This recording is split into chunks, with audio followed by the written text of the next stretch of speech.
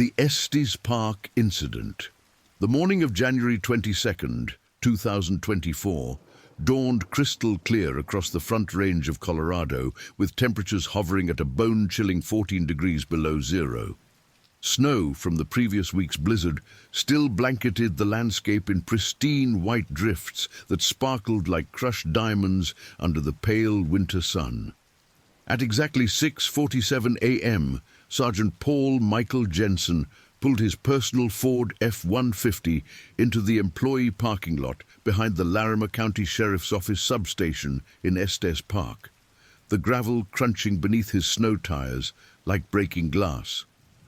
At 43 years old, Paul had spent the last 18 years of his life in law enforcement, the last 12 of those patrolling the wilderness areas surrounding Rocky Mountain National Park, where tourists and locals alike seemed to have an inexhaustible capacity for finding trouble in the most remote and dangerous locations imaginable. Paul stood 6 feet 2 inches tall with broad shoulders that filled out his tactical uniform, sandy brown hair that he kept military short despite being a civilian officer, and grey-green eyes that had seen more human tragedy and natural disaster than most people could imagine. His weathered hands, scarred from years of outdoor work and more than a few physical altercations with both humans and wildlife, wrapped around his steaming coffee mug as he stood outside his truck, breathing in the thin mountain air and watching his breath form white clouds that dissipated quickly in the dry atmosphere. Born and raised in Fort Collins, Paul had always been drawn to the mountains, spending his childhood camping and hiking with his father, Robert Jensen, a retired park ranger who had instilled in his son a deep respect for the wilderness and the creatures that called it home. Paul's wife, Sarah Elizabeth Jensen, a 39-year-old emergency room nurse at McKee Medical Center in Loveland, had kissed him goodbye at 5:30 that morning, as she did every day before his shift, whispering the same words she had spoken every morning for the past 15 years of their marriage: "Come home safe to me and the kids."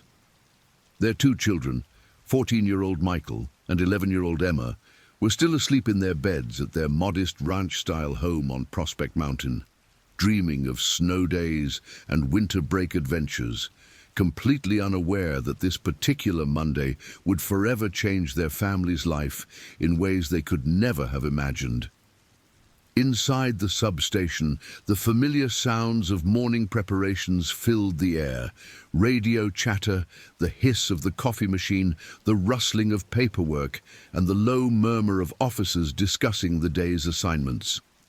The building itself was a modest, single-story structure built in the 1980s, with cinder block walls painted an institutional beige, fluorescent lighting that cast harsh shadows, and the perpetual smell of burnt coffee and cleaning supplies.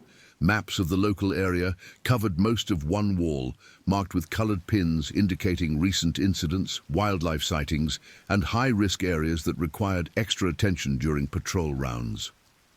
Officer Maria Carmen Alvarez arrived 10 minutes after Paul, her breath forming small puffs of vapor as she hurried through the employee entrance, stamping snow off her boots on the industrial rubber mat.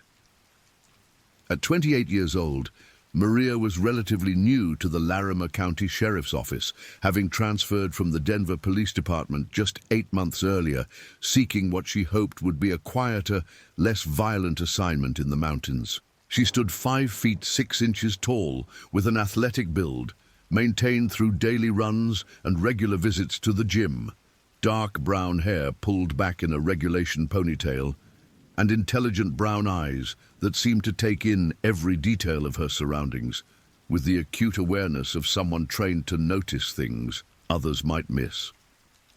Maria had grown up in Aurora, Colorado, in a working-class Hispanic family where her father, Carlos Alvarez, worked construction, and her mother, Rosa, cleaned houses to make ends meet.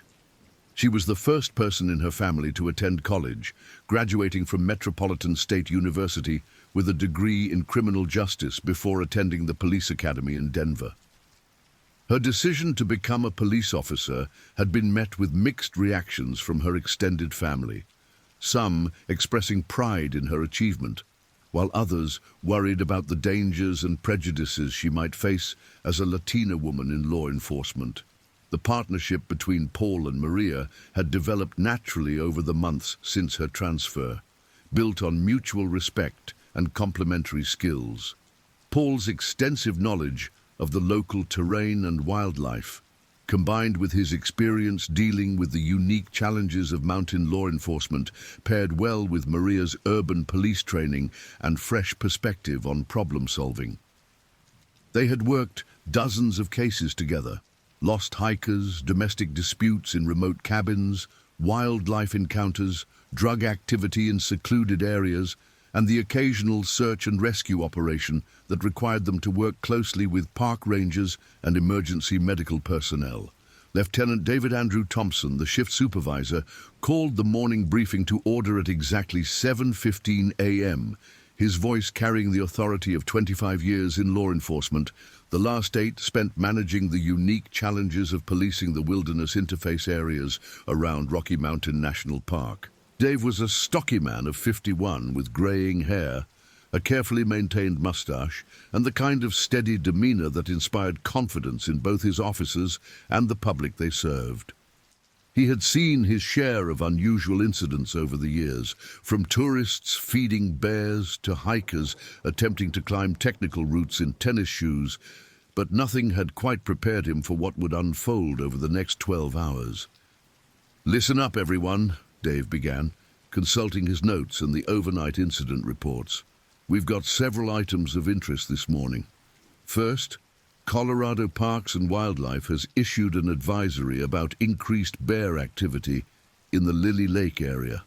Apparently, they've had 3 separate sightings over the weekend, including one large male grizzly that was spotted near the parking area yesterday evening around 6 p.m. The bear was described as approximately 800 pounds, light brown coloration with darker legs and face, showing no immediate signs of aggression, but also displaying very little fear of humans. Paul and Maria exchanged glances across the briefing room, both immediately recognizing the potential implications of a large, human-habituated grizzly bear in an area frequented by winter hikers and cross-country skiers. Lily Lake, located along Highway 7 between Estes Park and Nedland, was a popular destination year-round, offering relatively easy access to scenic views and wildlife watching opportunities that attracted visitors from around the world. "Second item," Lieutenant Thompson continued, "we've got reports of suspicious activity near the Longs Peak trailhead. A local resident called in around midnight reporting seeing flashlights and hearing voices in the parking area. Could be nothing. Could be someone planning something stupid. I want a patrol to swing by there sometime this morning and check it out. Third, the Weather Service is calling for another storm system to move in later this week, so be prepared for the usual influx of unprepared visitors trying to get in some last-minute hiking before the weather turns." Dr. Michael Robert Hawthorne, a wildlife biologist with Colorado Parks and Wildlife who often coordinated with local law enforcement on bear-related incidents, had been contacted the previous evening about the Lily Lake sightings. A 45-year-old expert on bear behavior with a PhD in wildlife ecology from Colorado State University, Mike had spent the better part of his career studying the complex relationship between humans and large predators in the Colorado Rockies. His research had taken him from the remote wilderness areas of Glacier National Park in Montana to the suburban wildland interface zones around Boulder and Fort Collins, documenting how climate change, habitat loss, and increasing human recreation were creating unprecedented challenges for wildlife management. Mike's preliminary assessment of the Lily Lake bear, based on eyewitness descriptions and photographs taken by visitors, suggested an adult male grizzly in prime condition, likely weighing between 750 to 850 pounds, with the kind of size and confidence that could pose significant risks to human safety if the animal became aggressive or defensive. The bear's apparent lack of fear around humans was particularly concerning, as it suggested either habituation to human presence or previous positive associations with human food sources, both of which dramatically increased the likelihood of future encounters that could turn dangerous. The morning assignment board showed Paul and Maria scheduled for Patrol Sector 7, which covered the Highway 7 corridor from Estes Park to the Peak-to-Peak Highway Junction, including the Lily Lake area where the bear sightings had occurred. Their primary responsibilities for the day included traffic enforcement along the scenic highway, welfare checks on several remote residences, and maintaining visibility in high-traffic recreational areas where visitors might need assistance or information about current conditions. At 8:30 a.m., Paul and Maria conducted their routine equipment check on Patrol Unit 237, a 2022 Ford Explorer Police Interceptor painted in the standard Larimer County Sheriff's Office colors of white with blue and gold striping. The vehicle had been in service for just over 18 months and represented a significant investment in public safety equipment, with a total cost, including modifications and specialized equipment, of approximately $65,000. The Explorer's all-wheel drive system, enhanced suspension, and winter tire package made it particularly well-suited for the challenging driving conditions encountered in mountain patrol work. The vehicle's interior was fitted with the standard array of law enforcement equipment, a laptop computer mounted between the front seats for accessing databases and writing reports, multiple radio systems for communication with dispatch and other agencies, emergency medical equipment, traffic control devices, and the various tools and weapons required for police work. The rear cargo area contained additional cold weather gear, rescue equipment, flares, and other supplies that might be needed during extended operations in remote areas. Maria performed the exterior inspection, checking tire pressure and tread depth, lights, sirens, and other safety equipment, while Paul tested the communication systems and reviewed the day's intelligence bulletins on the computer. The routine had become second nature to both officers, a methodical process that ensured their primary tool for serving the public was in optimal condition for whatever challenges the day might bring. The temperature had risen to a still frigid 8 degrees below zero by the time they departed the station at 8:45 a.m., following Highway 36 north toward the park boundary, before turning east onto Highway 7, also known as the Peak-to-Peak Scenic Byway. The road stretched ahead of them like a white ribbon through the snow-covered landscape, bordered by towering ponderosa pines and aspens whose bare branches created intricate patterns against the brilliant blue sky. Their first stop was at the Longs Peak trailhead, where they found nothing more suspicious than a handful of early morning hikers preparing for day trips to various destinations throughout the area. Paul spoke briefly with several of the visitors, providing current condition information and reminding them about proper food storage and bear safety protocols, while Maria documented the vehicle license plates and contact information in case any issues arose later in the day.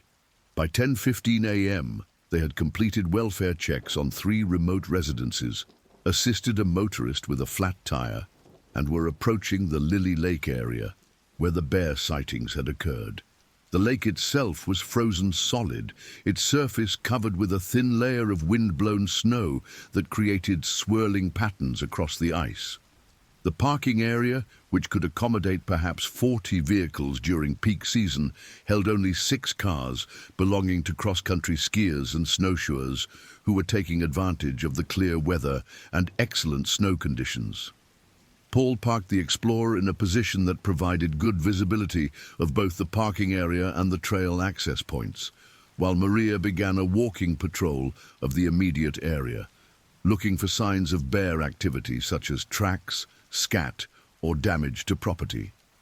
The snow conditions were ideal for tracking, with a firm base layer covered by several inches of powder that would clearly show any animal movement through the area. At 10:47 a.m., Maria's radio crackled with her voice.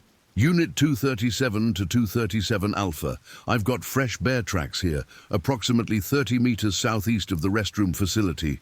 Tracks appear to be from a large animal, probably made within the last few hours, based on the snow conditions. Paul acknowledged the transmission and requested that she mark the location with flagging tape while he contacted Colorado Parks and Wildlife to report the finding. Dr. Hawthorne was in a meeting when Paul's call came through, but his assistant, Jennifer Martinez, took detailed notes about the track discovery and promised to have Mike contact them as soon as possible. The tracks Maria had found told a story that both officers found somewhat troubling. The bear had apparently approached the restroom facility from the forest to the southeast, spent considerable time investigating the area around the building, and then moved toward the parking area before circling back toward the tree line. The size of the tracks, with front paw prints measuring nearly 6 inches across and rear prints over 8 inches in length, confirmed that this was indeed a very large animal, consistent with the eyewitness reports from the previous weekend. At 11:30 a.m., they received a call from dispatch reporting a vehicle accident approximately 2 miles east of their current location, where a pickup truck had slid off the icy road and come to rest against a tree. Paul and Maria responded immediately, finding a shaken but uninjured driver who had been traveling too fast for conditions and lost control when he encountered a patch of black ice hidden beneath a thin layer of snow. The accident scene required nearly an hour to process, including completing the incident report, arranging for towing service, and providing transportation for the driver back to town. By the time they returned to the Lily Lake area, it was approaching 1 p.m., and the number of vehicles in the parking area had increased to 11 as more outdoor enthusiasts arrived to take advantage of the beautiful weather. Dr. Hawthorne returned Paul's call at 1:15 p.m., expressing significant concern about the track discovery and the implications for public safety. "Based on what you're describing," Mike said, his voice carrying the weight of professional expertise and genuine worry, "this animal is definitely investigating human activity areas on a regular basis. The fact that he's comfortable enough to approach the restroom facility in broad daylight suggests a level of habituation that could become problematic very quickly." Mike explained that his department was already developing plans for enhanced monitoring of the area, including the installation of motion-activated cameras and increased patrol presence. But these measures would take several days to implement fully. In the meantime, he recommended that law enforcement maintain increased visibility in the area and be prepared to respond quickly to any bear-human encounters that might occur. The conversation was interrupted by Maria's urgent voice over the radio. "Unit 237 to 237 Alpha, I need you here immediately. I've got a visual on what appears to be a very large bear, approximately 100 meters northeast of the parking area, and it's moving toward the trail where several hikers are currently located." Paul ended his call with Dr.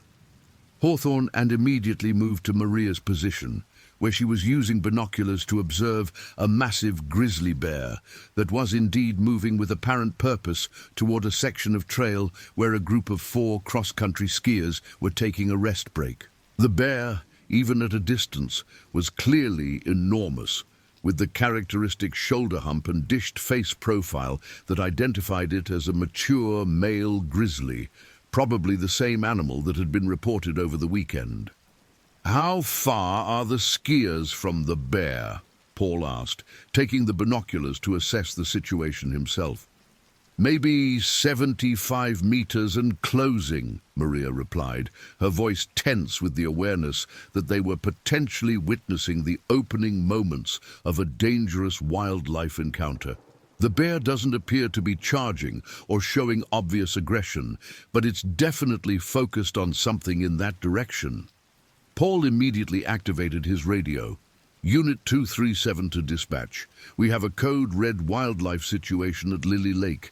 Large grizzly bear in close proximity to civilians. Request immediate backup and parks and wildlife response."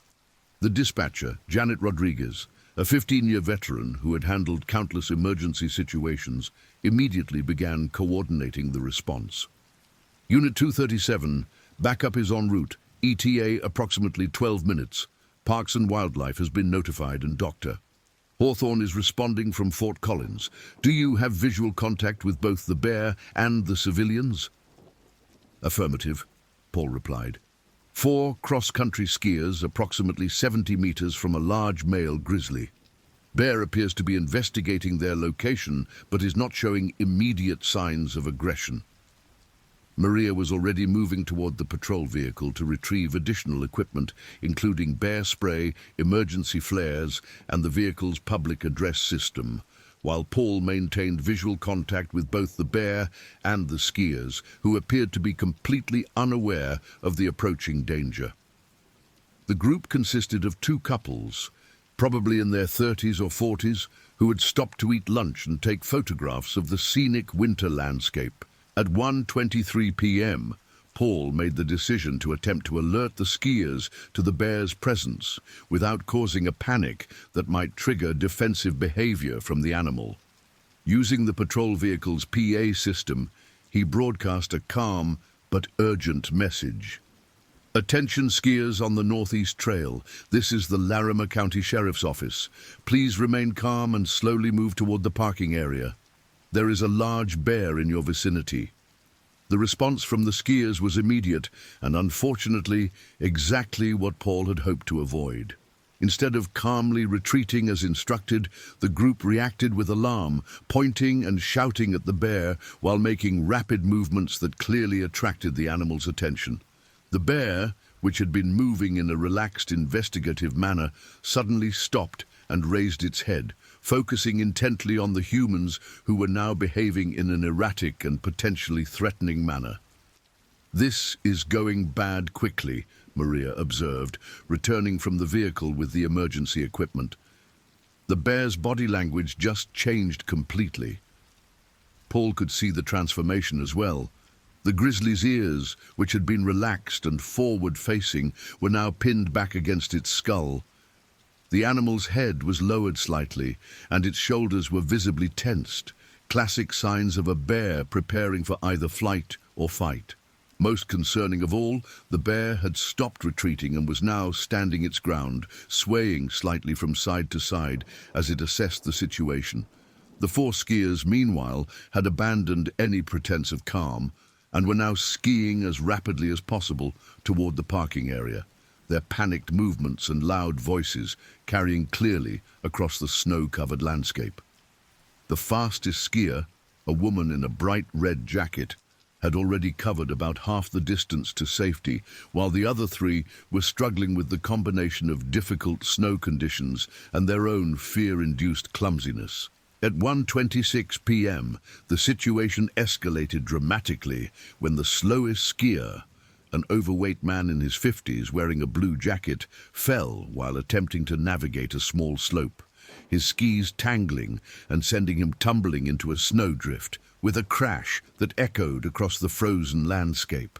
The sound appeared to trigger something in the bear's predatory instincts because the massive animal immediately began moving toward the fallen skier with a purposeful gait that eliminated any doubt about its intentions. "We need to intervene now," Paul said, grabbing the bear spray and emergency flares from Maria. "Get on the radio and make sure backup knows this is turning into an active emergency situation." Maria immediately complied. "Dispatch, Unit 237, our wildlife situation has escalated. Civilians are in immediate danger and we are taking action to prevent a mauling.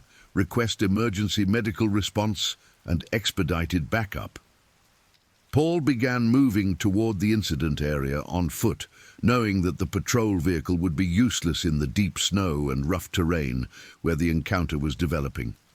His plan, such as it was, involved getting close enough to deploy bear spray if necessary, while making enough noise and movement to draw the bear's attention away from the fallen skier and toward himself. A tactic that carried enormous personal risk, but offered the best chance of preventing a mauling. The bear was now moving at what wildlife experts call a purposeful walk. Not quite a charge, but significantly faster than its previous investigative pace. The animal covered ground with the deceptive speed that made grizzly bears so dangerous, each stride carrying its massive bulk several feet closer to the helpless skier who was struggling to untangle his equipment and regain his footing in the deep snow. Maria, following protocols for backup officer support during dangerous wildlife encounters, positioned herself to provide cover and communication while maintaining a clear line of retreat to the patrol vehicle. Her radio chatter provided a running commentary for the responding backup units. Bear is approximately 40 meters from the fallen civilian and closing. Primary officer is moving to intercept. Paul had covered about 50 meters when the bear suddenly stopped and turned toward him, apparently detecting his approach through the combination of scent, sound, and movement that made stealth impossible in the crunching snow. For a moment that seemed to stretch into eternity, man and bear regarded each other across the pristine winter landscape, each assessing the threat level presented by the other. The grizzly that Paul found himself facing was truly magnificent and terrifying in equal measure. Standing roughly 4 feet at the shoulder when on all fours, the animal would have towered over 7 feet tall if it stood on its hind legs, with a massive head that seemed almost too large for even its enormous body, and claws that were clearly visible as black curved daggers extending from each paw. The bear's winter coat was thick and lustrous, ranging from light golden brown on the sides to darker brown on the legs and face, with the distinctive silver-tipped guard hairs that gave grizzlies their common name. Most unsettling of all were the bear's eyes, small and dark and intelligent, conveying an awareness and calculation that reminded Paul uncomfortably that he was facing one of North America's apex predators, an animal capable of running 35 miles per hour, climbing trees, swimming across large bodies of water, and exerting bite forces of over 1,200 pounds per square inch. The evolutionary distance between human and bear suddenly seemed very small indeed. At 1:29 p.m., the standoff was broken, when the fallen skier finally managed to free himself from his equipment and began half running, half stumbling toward the parking area, his movements once again attracting the bear's predatory focus. The animal's head swiveled toward the fleeing human, and Paul could see the moment when the bear made its decision to resume pursuit. Paul activated the bear spray canister, a specialized deterrent that created a cone-shaped cloud of capsaicin-based irritant, effective at ranges up to 30 feet, but the bear was still too far away for the spray to be useful. His only option was to make himself a more interesting target than the fleeing skier, a prospect that required him to overcome every survival instinct that evolution had programmed into his nervous system. "Hey, bear!" Paul shouted, clapping his hands and making himself as large as possible by raising his arms above his head. "Over here! Come on!" The tactic worked, but perhaps too well. The grizzly immediately turned toward Paul and began moving in his direction with a ground-covering lope that demonstrated exactly why experts advised against running from bears. Paul had perhaps 10 seconds before the animal would be close enough to either spray with the deterrent or, if the spray failed to stop the charge, to begin what would undoubtedly be the fight of his life. Maria's voice crackled over the radio with increasing urgency. "Dispatch! Officer is in immediate contact with the bear. Where is our backup?" "First unit is 3 minutes out," came the reply from Janet Rodriguez, whose professional calm couldn't entirely mask her awareness that 3 minutes might as well be 3 hours in the current situation. Paul stood his ground as the bear approached, knowing that running would only trigger a pursuit response that he could never win. The animal closed to within 20 feet before Paul deployed the bear spray, sending an orange cloud of capsaicin concentrate directly into the grizzly's path. The effect was immediate, but not what Paul had hoped for. Instead of retreating in pain and confusion, The bear seemed to become enraged by the chemical irritant. It shook its massive head and emitted a roar that Paul felt as much as heard, a sound that seemed to vibrate through his chest cavity and into his bones. The animal's charge resumed with increased intensity, and Paul realized with crystal clarity that the bear spray had failed to stop the attack. The impact came at 1:31 p.m. with the force of a small automobile traveling at high speed. The bear struck Paul's center mass, driving him backward into the snow with an impact that knocked the wind from his lungs and sent his radio flying into a nearby tree. The grizzly's weight, probably approaching 800 pounds of muscle and bone and predatory instinct, pressed down on Paul's chest as massive claws raked across his tactical vest, the reinforced fabric offering some protection, but clearly not enough to prevent serious injury if the attack continued. Paul's training took over, and he managed to draw his service weapon, a Glock 17 9mm pistol, while simultaneously trying to protect his vital organs from the bear's claws and teeth. The animal's breath was hot against his face, carrying the smell of fish and vegetation and something wild and dangerous that human beings were never meant to encounter at such close range. The first gunshot echoed across the landscape at 1:32 p.m., followed immediately by a second and then a third, as Paul fired into the bear's torso at point-blank range. The bullets, standard law enforcement hollow-point rounds designed for stopping human attackers, seemed to have minimal effect on the grizzly's massive frame and thick winter coat. The bear recoiled slightly from the noise and impact, but showed no signs of mortal injury or retreat. Maria was already moving toward the encounter, her own weapon drawn but unable to get a clear shot without risking hitting Paul, who was struggling beneath the bear in a tangle of snow and equipment and blood that made target identification nearly impossible. Her radio calls had become a continuous stream of urgent updates. Shots fired, officer down, bear is still active, need immediate medical response. The bear's attention shifted momentarily from Paul to Maria's approaching figure, and in that instant of distraction, Paul managed to roll partially clear of the animal's bulk and fire 2 more rounds, this time aiming for the head and neck area where the bullets might have a better chance of reaching vital organs.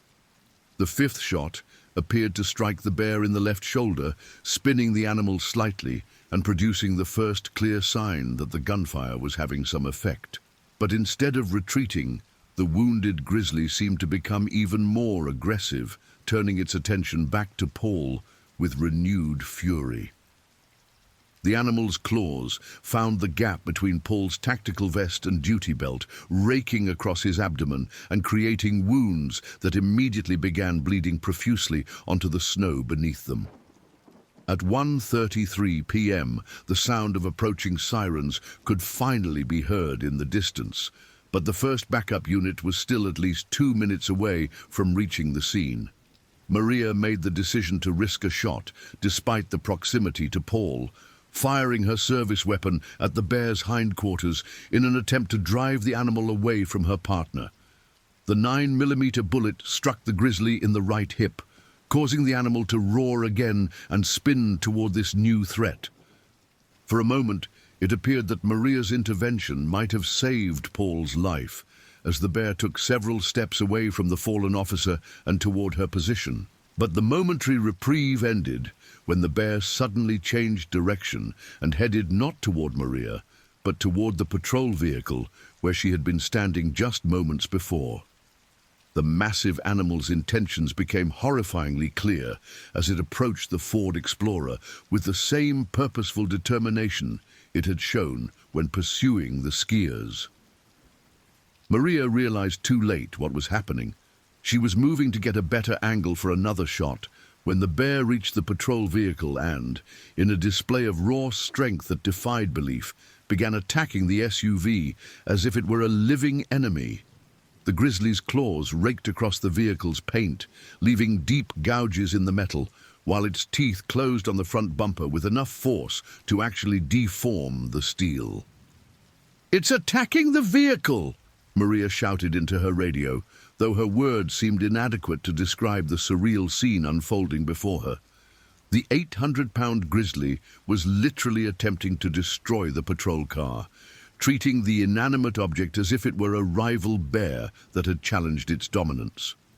The attack on the vehicle continued for approximately 30 seconds, during which the bear managed to shatter both front headlights, destroy the light bar mounted on the roof, and cause significant damage to the hood and front end. But the most shocking moment came when the grizzly, apparently frustrated by its inability to kill the metal enemy, managed to get its claws under the vehicle's frame and actually began to lift the front end of the SUV off the ground. Paul, despite his injuries, managed to witness this incredible display of strength from his position in the snow, approximately 20 meters away. Later, he would tell investigators that watching an animal literally pick up a 3-ton vehicle was simultaneously the most amazing and terrifying thing he had ever seen. A moment that drove home just how helpless human beings were when faced with the raw physical power of a large predator. At 1:35 p.m., the bear's assault on the patrol vehicle reached its climax when the animal managed to rock the SUV onto its side, the metal groaning and glass shattering as $65,000 worth of police equipment was reduced to twisted wreckage in a matter of minutes. The computer system sparked and went dark. The radio equipment was crushed beyond recognition, and various pieces of emergency gear were scattered across the snow-covered parking area. The first backup unit, driven by Deputy Sheriff Robert Bob Williams, a 20-year veteran of mountain law enforcement, arrived on scene just as the bear was completing its destruction of the patrol vehicle. Bob later said that the scene looked like something from a disaster movie. One officer down and bleeding in the snow, another officer standing with her weapon drawn, facing an enormous grizzly bear that had just demolished a police SUV and scattered civilian vehicles whose occupants were watching in horror from what they hoped was a safe distance. Bob immediately radioed for additional backup and emergency medical response, then began coordinating with Maria to establish a safe perimeter around the incident area. The bear, apparently satisfied with its destruction of the patrol vehicle, had moved away from the wreckage and was standing near the tree line, swaying slightly and breathing heavily, its breath visible in the frigid air as white puffs of vapor. Dr. Hawthorne arrived on scene at 1:42 p.m., driving a Colorado Parks and Wildlife truck equipped with specialized equipment for dealing with dangerous wildlife situations. His assessment of the scene was immediate and professional. The bear was clearly injured but still very dangerous. The human casualties required immediate medical attention, and the incident area needed to be secured to prevent additional encounters. Emergency medical technicians arrived 4 minutes later, their ambulance navigating the snow-covered access road with difficulty, but managing to reach the parking area where Paul was receiving initial first aid from Maria and Deputy Williams. Paul's injuries were significant but not immediately life-threatening, deep lacerations across his abdomen that would require surgical repair, multiple bruises and contusions from the bear's impact, and a possible concussion from hitting the ground during the initial attack. The bear, meanwhile, had retreated approximately 50 meters into the forest, but remained visible to the officers and wildlife personnel who were establishing a secure perimeter. Dr. Hawthorne deployed tranquilizer equipment, but the range and thick vegetation made a clean shot difficult. The animal's behavior suggested significant pain and stress from the gunshot wounds it had received during the encounter with Paul. At 1:55 p.m., a second ambulance arrived to transport Maria to the hospital for evaluation, as she was experiencing symptoms that suggested shock and possible minor injuries sustained during the incident.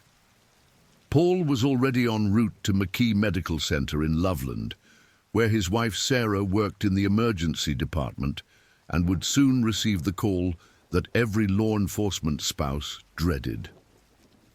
The investigation into the incident began immediately, with Lieutenant Thompson arriving on scene to coordinate with Parks and Wildlife personnel, additional sheriff's deputies, and the inevitable media representatives who had monitored the emergency radio traffic and were now converging on the area. The destroyed patrol vehicle would become a focal point of the investigation, as experts tried to understand how and why a wild animal had focused its aggression on an inanimate object. Dr. Hawthorne's preliminary assessment suggested that the bear's behavior was consistent with a combination of factors: territorial defense, pain and stress from the gunshot wounds, and possible confusion caused by the bear spray exposure. The animal's attack on the patrol vehicle was more difficult to explain, though some wildlife experts theorized that the bear might have perceived the SUV as a rival animal due to its size, smell, or the electronic sounds emanating from its equipment. The tranquilizer dart finally found its target at 2:17 p.m., and the massive grizzly went down approximately 40 meters from where the destroyed patrol vehicle sat in the parking area. Dr. Hawthorne and his team immediately began medical treatment for the bear's gunshot wounds, while additional personnel prepared transportation to a wildlife rehabilitation facility where the animal could recover under controlled conditions. The bear, designated as Bear Number 237 in the Colorado Parks and Wildlife Database, weighed 812 pounds when transported to the rehabilitation facility, making it one of the largest grizzly bears ever captured in the state. Veterinary examination revealed that Paul's gunshots had caused significant but not life-threatening injuries. One bullet had lodged in the bear's left shoulder, another had grazed the animal's neck, and a third had created a superficial wound across the bear's back. The bear's aggressive behavior during the incident was attributed to pain, stress, and natural defensive instincts rather than any abnormal psychological condition. Paul Jensen underwent 3 hours of surgery at McKee Medical Center to repair the claw wounds across his abdomen, receiving over 40 stitches and requiring several units of blood to replace what he had lost during the attack. His surgeon, Dr. Patricia Whitman, told reporters that Paul was fortunate the bear's claws had not penetrated deeper into his abdominal cavity, as such wounds could have caused fatal damage to internal organs. Sarah Jensen arrived at the hospital 20 minutes after the ambulance, having received the call from her supervisor while she was treating a patient in the emergency department. The next several hours were a blur of medical procedures, insurance paperwork, and the constant stream of visitors that seemed to accompany any major incident involving law enforcement personnel. Their children, Michael and Emma, were picked up from school by Sarah's sister and brought to the hospital that evening, where they would see their father bandaged and sedated, but alive and expected to make a full recovery. Maria Alvarez was treated and released from the hospital the same day, suffering primarily from shock and minor cuts sustained when she dove for cover during the vehicle attack. She spent the following week on administrative leave, undergoing the standard post-incident counseling required for officers involved in shootings, even though her shots had been fired at a wild animal rather than a human suspect. The media coverage of the incident was extensive and immediate, with helicopter news crews arriving at Lily Lake within 2 hours of the attack to capture aerial footage of the destroyed patrol vehicle and the blood-stained snow where Paul had fought for his life. The story made national news within 6 hours, with footage of the demolished SUV and interviews with eyewitnesses who described watching a grizzly bear literally demolish a police vehicle.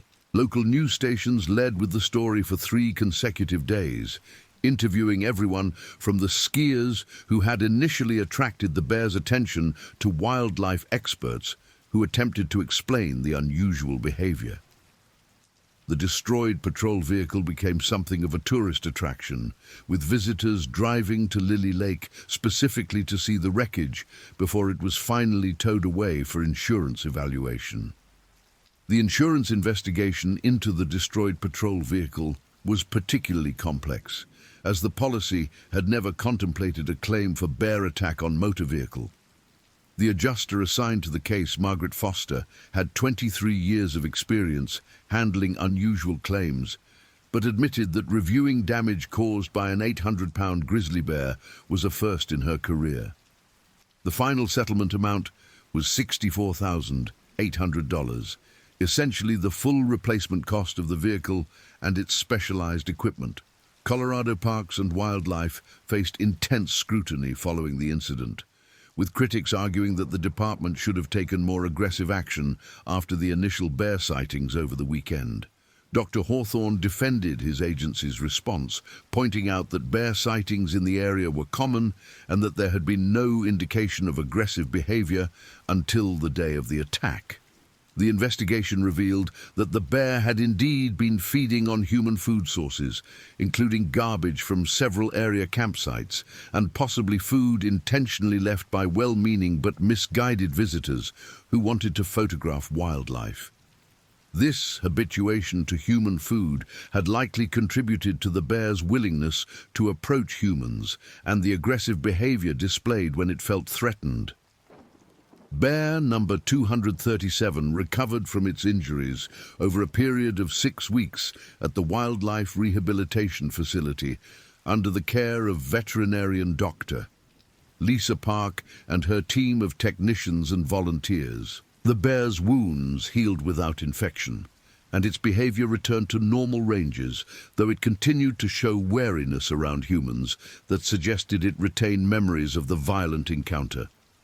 The decision about what to do with bear number 237 following its recovery was controversial and highly publicized. Wildlife officials considered several options: relocation to a remote wilderness area, permanent captivity at a wildlife sanctuary, or euthanasia if the bear was deemed too dangerous to release.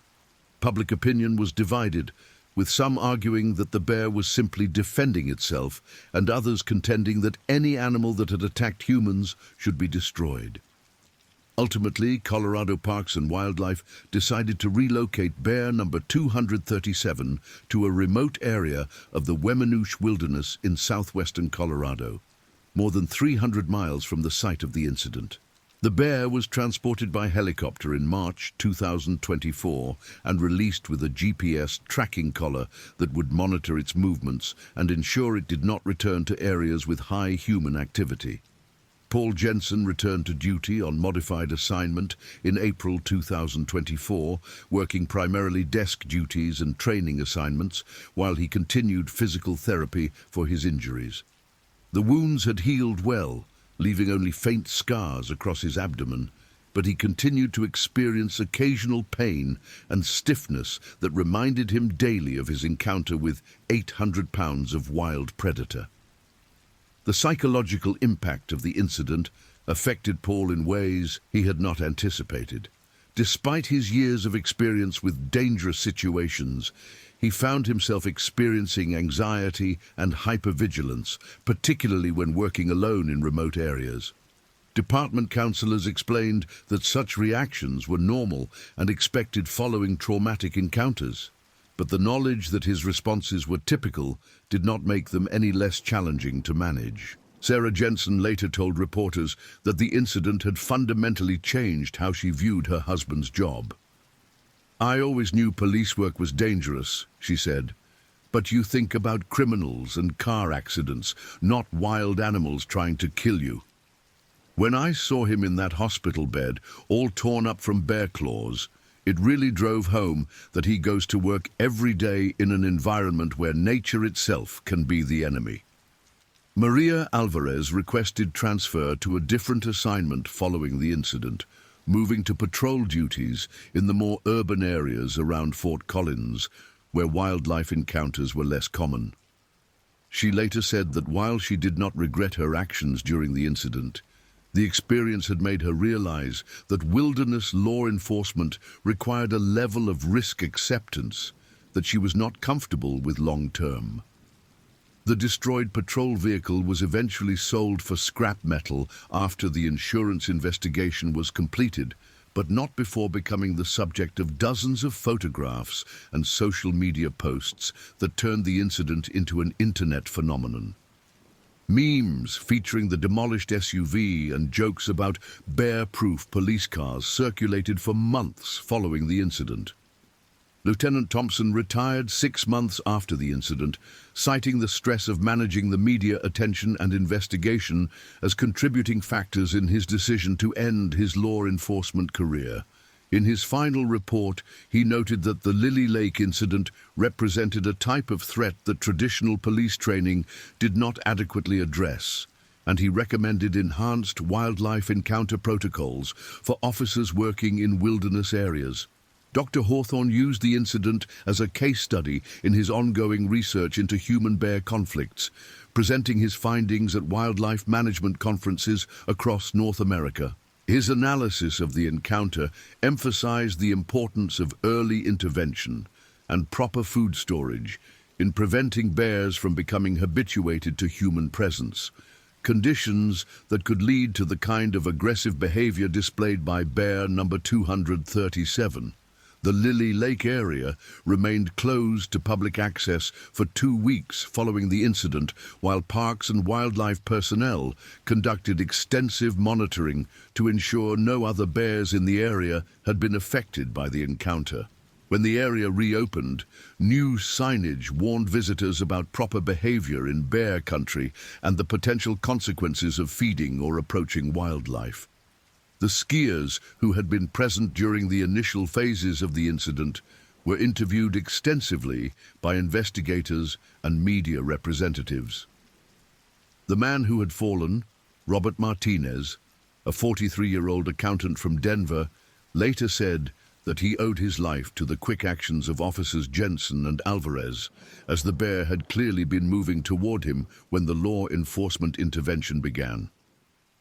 The other 3 skiers, including the woman in the red jacket who had been first to reach safety, Susan Morrison, a 38-year-old teacher from Boulder, became inadvertent celebrities when their eyewitness accounts were featured in national news reports.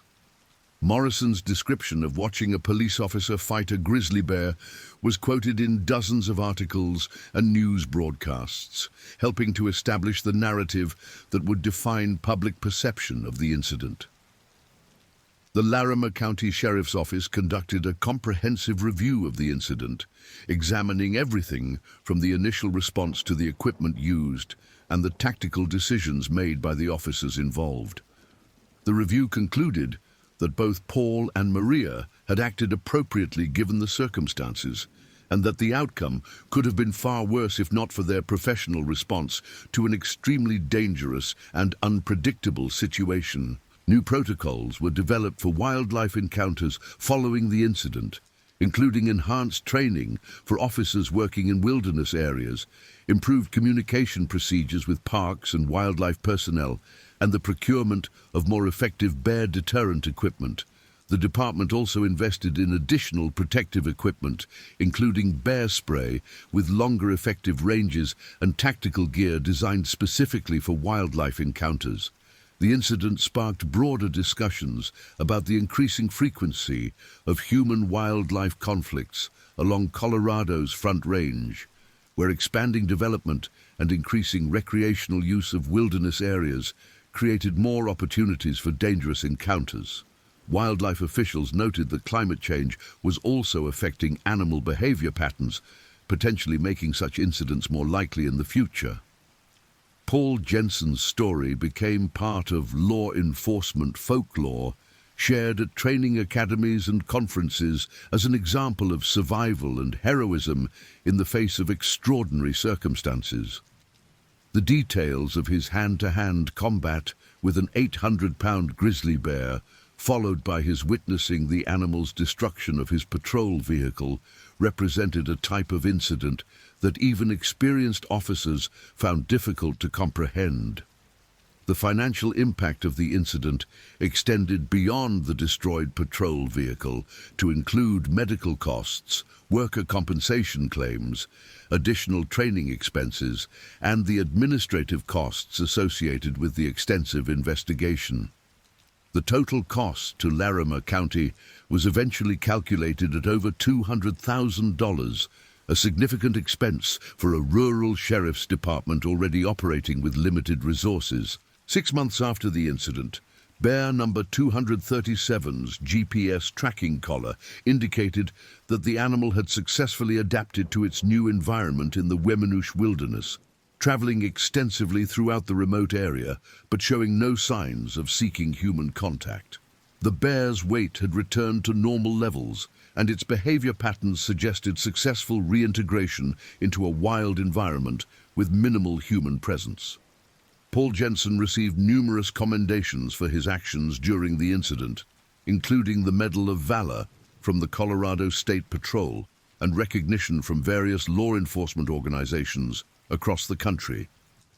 However, he consistently stated that he was simply doing his job and that the real heroes were the emergency medical personnel who had saved his life and the parks and wildlife officers who had ultimately resolved the situation safely. The incident was eventually featured in a documentary about human-wildlife conflicts produced by the National Geographic Channel, which included interviews with Paul, Maria, Dr. Hawthorne, and several of the civilian witnesses. The documentary aired 18 months after the incident and helped to educate the public about proper behavior in bear country and the challenges faced by law enforcement officers working in wilderness areas. Maria Alvarez eventually returned to wildlife-related law enforcement, accepting a position with the U.S. Fish and Wildlife Service, where she could apply the lessons learned from the Lily Lake incident to broader conservation and public safety issues. She credited the experience with teaching her the importance of preparation and teamwork when dealing with dangerous wildlife situations. The Lily Lake parking area was eventually redesigned to include bear-proof garbage containers, improved lighting, and better sight lines that would make it more difficult for large animals to approach undetected. These modifications were funded through a combination of federal grants and insurance settlements related to the incident. Paul's children, Michael and Emma Jensen, initially struggled with anxiety about their father's return to duty, but family counseling helped them understand and cope with the realities of having a parent in law enforcement. Michael later said that the incident had made him proud of his father's courage, but also more aware of the sacrifices made by families of police officers. The story of the Lily Lake incident continued to generate interest years later, with outdoor magazines, law enforcement publications, and wildlife journals featuring articles about the encounter and its implications for public safety and wildlife management. The image of the destroyed patrol vehicle became an iconic representation of the power and unpredictability of wild animals. Dr. Hawthorne's research into the incident contributed to changes in wildlife management protocols across Colorado and several other western states, emphasizing the importance of proactive intervention when bears show signs of habituation to human presence.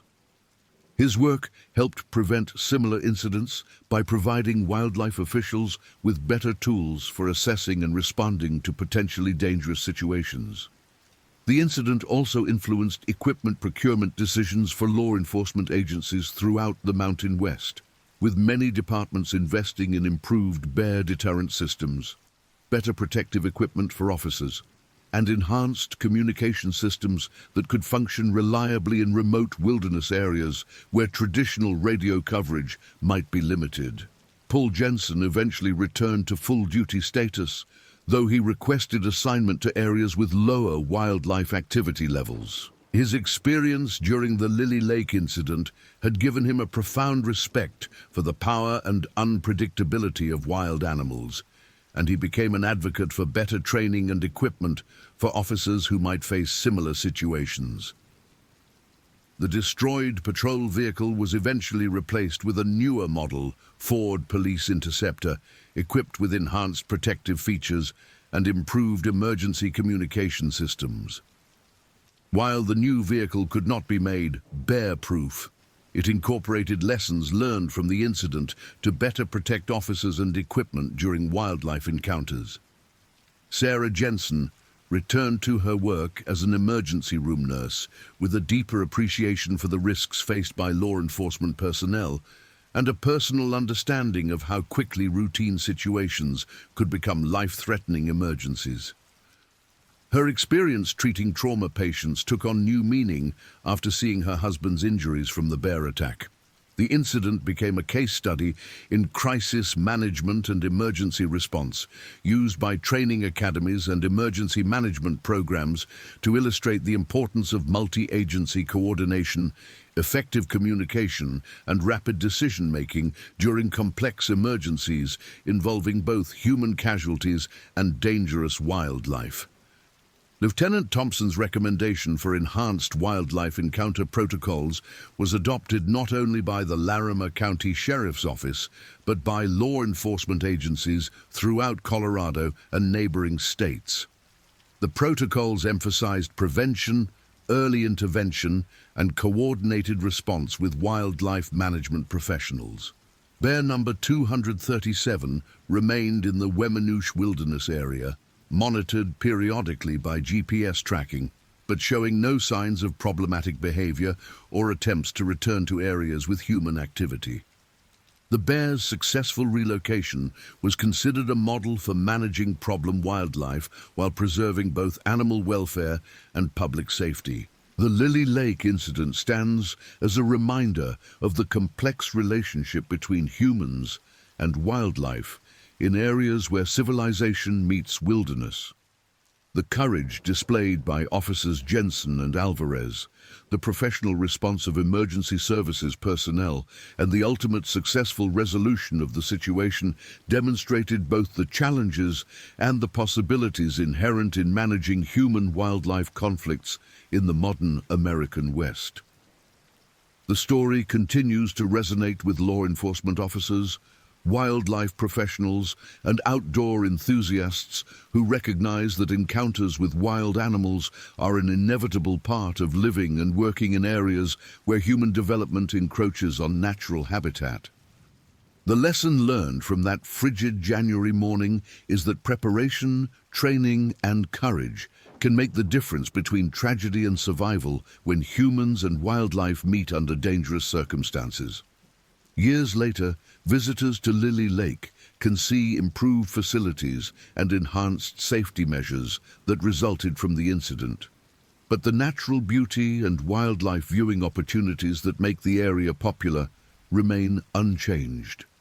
The balance between public access and safety continues to evolve, informed by incidents like the one that transformed a routine patrol into a fight for survival and ultimately led to better understanding of how humans and bears can coexist in Colorado's magnificent but dangerous wilderness areas. The next stories. The Helena Bus Route Terror. The morning of May 14, 2025, dawned crisp and clear across the Helena Valley, with the first tentative rays of sunlight casting long shadows through the towering ponderosa pines that lined Montana State Route 287. The temperature hovered at 38 degrees Fahrenheit, and a light frost still clung to the windshields of vehicles parked overnight in the rural driveways scattered throughout the Lewis and Clark National Forest region. It was the kind of morning that made longtime Montana residents pause and appreciate the raw beauty of Big Sky country. But it would soon become a day that would haunt the small community of Helena for generations to come. Harold Eugene Stein had been driving school buses for the Helena Public School District for 27 years, 3 months, and 14 days. At 62 years old, he possessed the kind of steady reliability that made parents feel secure, knowing their children were in his capable hands during the 40-minute journey from the rural subdivisions east of Helena to Jefferson Elementary School. Harold lived alone in a modest 2-bedroom ranch house on Grizzly Gulch Road, approximately 12 miles from the town center, sharing the property with his aging golden retriever Buddy, and maintaining a small vegetable garden that had become his pride and joy since his wife Margaret passed away from pancreatic cancer 4 years earlier. The bus Harold drove that fateful morning was a 2019 International CE series, painted in the distinctive yellow that had become synonymous with childhood safety across America.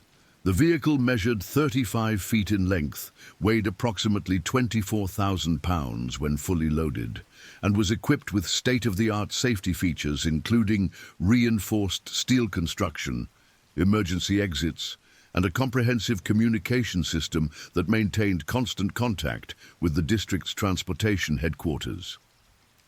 Bus number 47 had undergone its mandatory safety inspection just 6 weeks earlier. Passing all mechanical and safety requirements with flying colors, Harold's morning routine never varied. He arrived at the bus depot on Euclid Avenue at exactly 5:30 a.m., conducted his pre-trip inspection with methodical precision, and reviewed his route assignments while sipping black coffee from the same thermos his late wife had given him for Christmas in 2018. The thermos bore a faded decal, reading "World's Best Driver" in cheerful red letters, and Harold cherished it as one of his most treasured possessions. On this particular morning, he completed his inspection 15 minutes ahead of schedule, noting in his logbook that all systems were functioning normally and that the bus had accumulated exactly 147,832 miles since its purchase. The Route 47 assignment covered a 22-mile circuit through some of the most scenic and remote areas of Lewis and Clark County, beginning with the subdivisions along York Road and winding through increasingly rural territory before connecting with State Route 287 for the final approach to Jefferson Elementary. The route served 43 students, ranging in age from 5 to 11 years old, representing families who had chosen to live in the wilderness areas surrounding Helena for the privacy, natural beauty, and outdoor recreational opportunities that defined Montana's appeal to those seeking escape from urban congestion. At 6:15 a.m., Harold began his pickup sequence at the Prickly Pear Creek subdivision, where 8-year-old Emma Catherine Morrison waited at the end of her family's gravel driveway with her purple backpack and lunchbox decorated with unicorns. Emma's parents, Dr. James Morrison, an orthopedic surgeon at St. Peter's Hospital, and Sarah Morrison, a freelance graphic designer, had moved to Montana from Seattle 3 years earlier, drawn by the promise of raising their daughter in an environment where she could experience the natural world in ways impossible in urban settings. Emma was a precocious third grader with curly red hair and an infectious smile, known among her classmates for her extensive collection of horse figurines and her ambition to become a veterinarian, specializing in large animals. The second stop brought aboard the Peterson twins, Michael and Matthew, 10-year-old boys whose boundless energy and mischievous streak had earned them a reputation as the class comedians at Jefferson Elementary. Their father, Robert Peterson, worked as a senior ranger with the Montana Department of Fish, Wildlife and Parks, while their mother, Linda Peterson, served as a substitute teacher throughout the Helena district. The family lived in a log cabin that Robert had built with his own hands over the course of 3 summers, complete with solar panels and a wood-burning stove that provided heat during the harsh Montana winters. Michael and Matthew were identical in appearance, but possessed distinctly different personalities, with Michael showing aptitude for mathematics and science while Matthew gravitated toward art and creative writing. As the bus continued its route, Harold collected additional passengers at carefully timed intervals. 7-year-old Sophia Marie Gonzalez climbed aboard at mile marker 7, accompanied by her younger brother Carlos, age 5, who was beginning his first year of kindergarten. Their mother, Maria Gonzalez, worked double shifts as a registered nurse at Helena Regional Medical Center, while their father, Diego Gonzalez, operated a small construction business specializing in custom home building throughout the Helena Valley. The Gonzalez family had immigrated to Montana from New Mexico 8 years earlier, seeking opportunities in the state's growing construction industry and finding a welcoming community that embraced their contributions to local culture and commerce.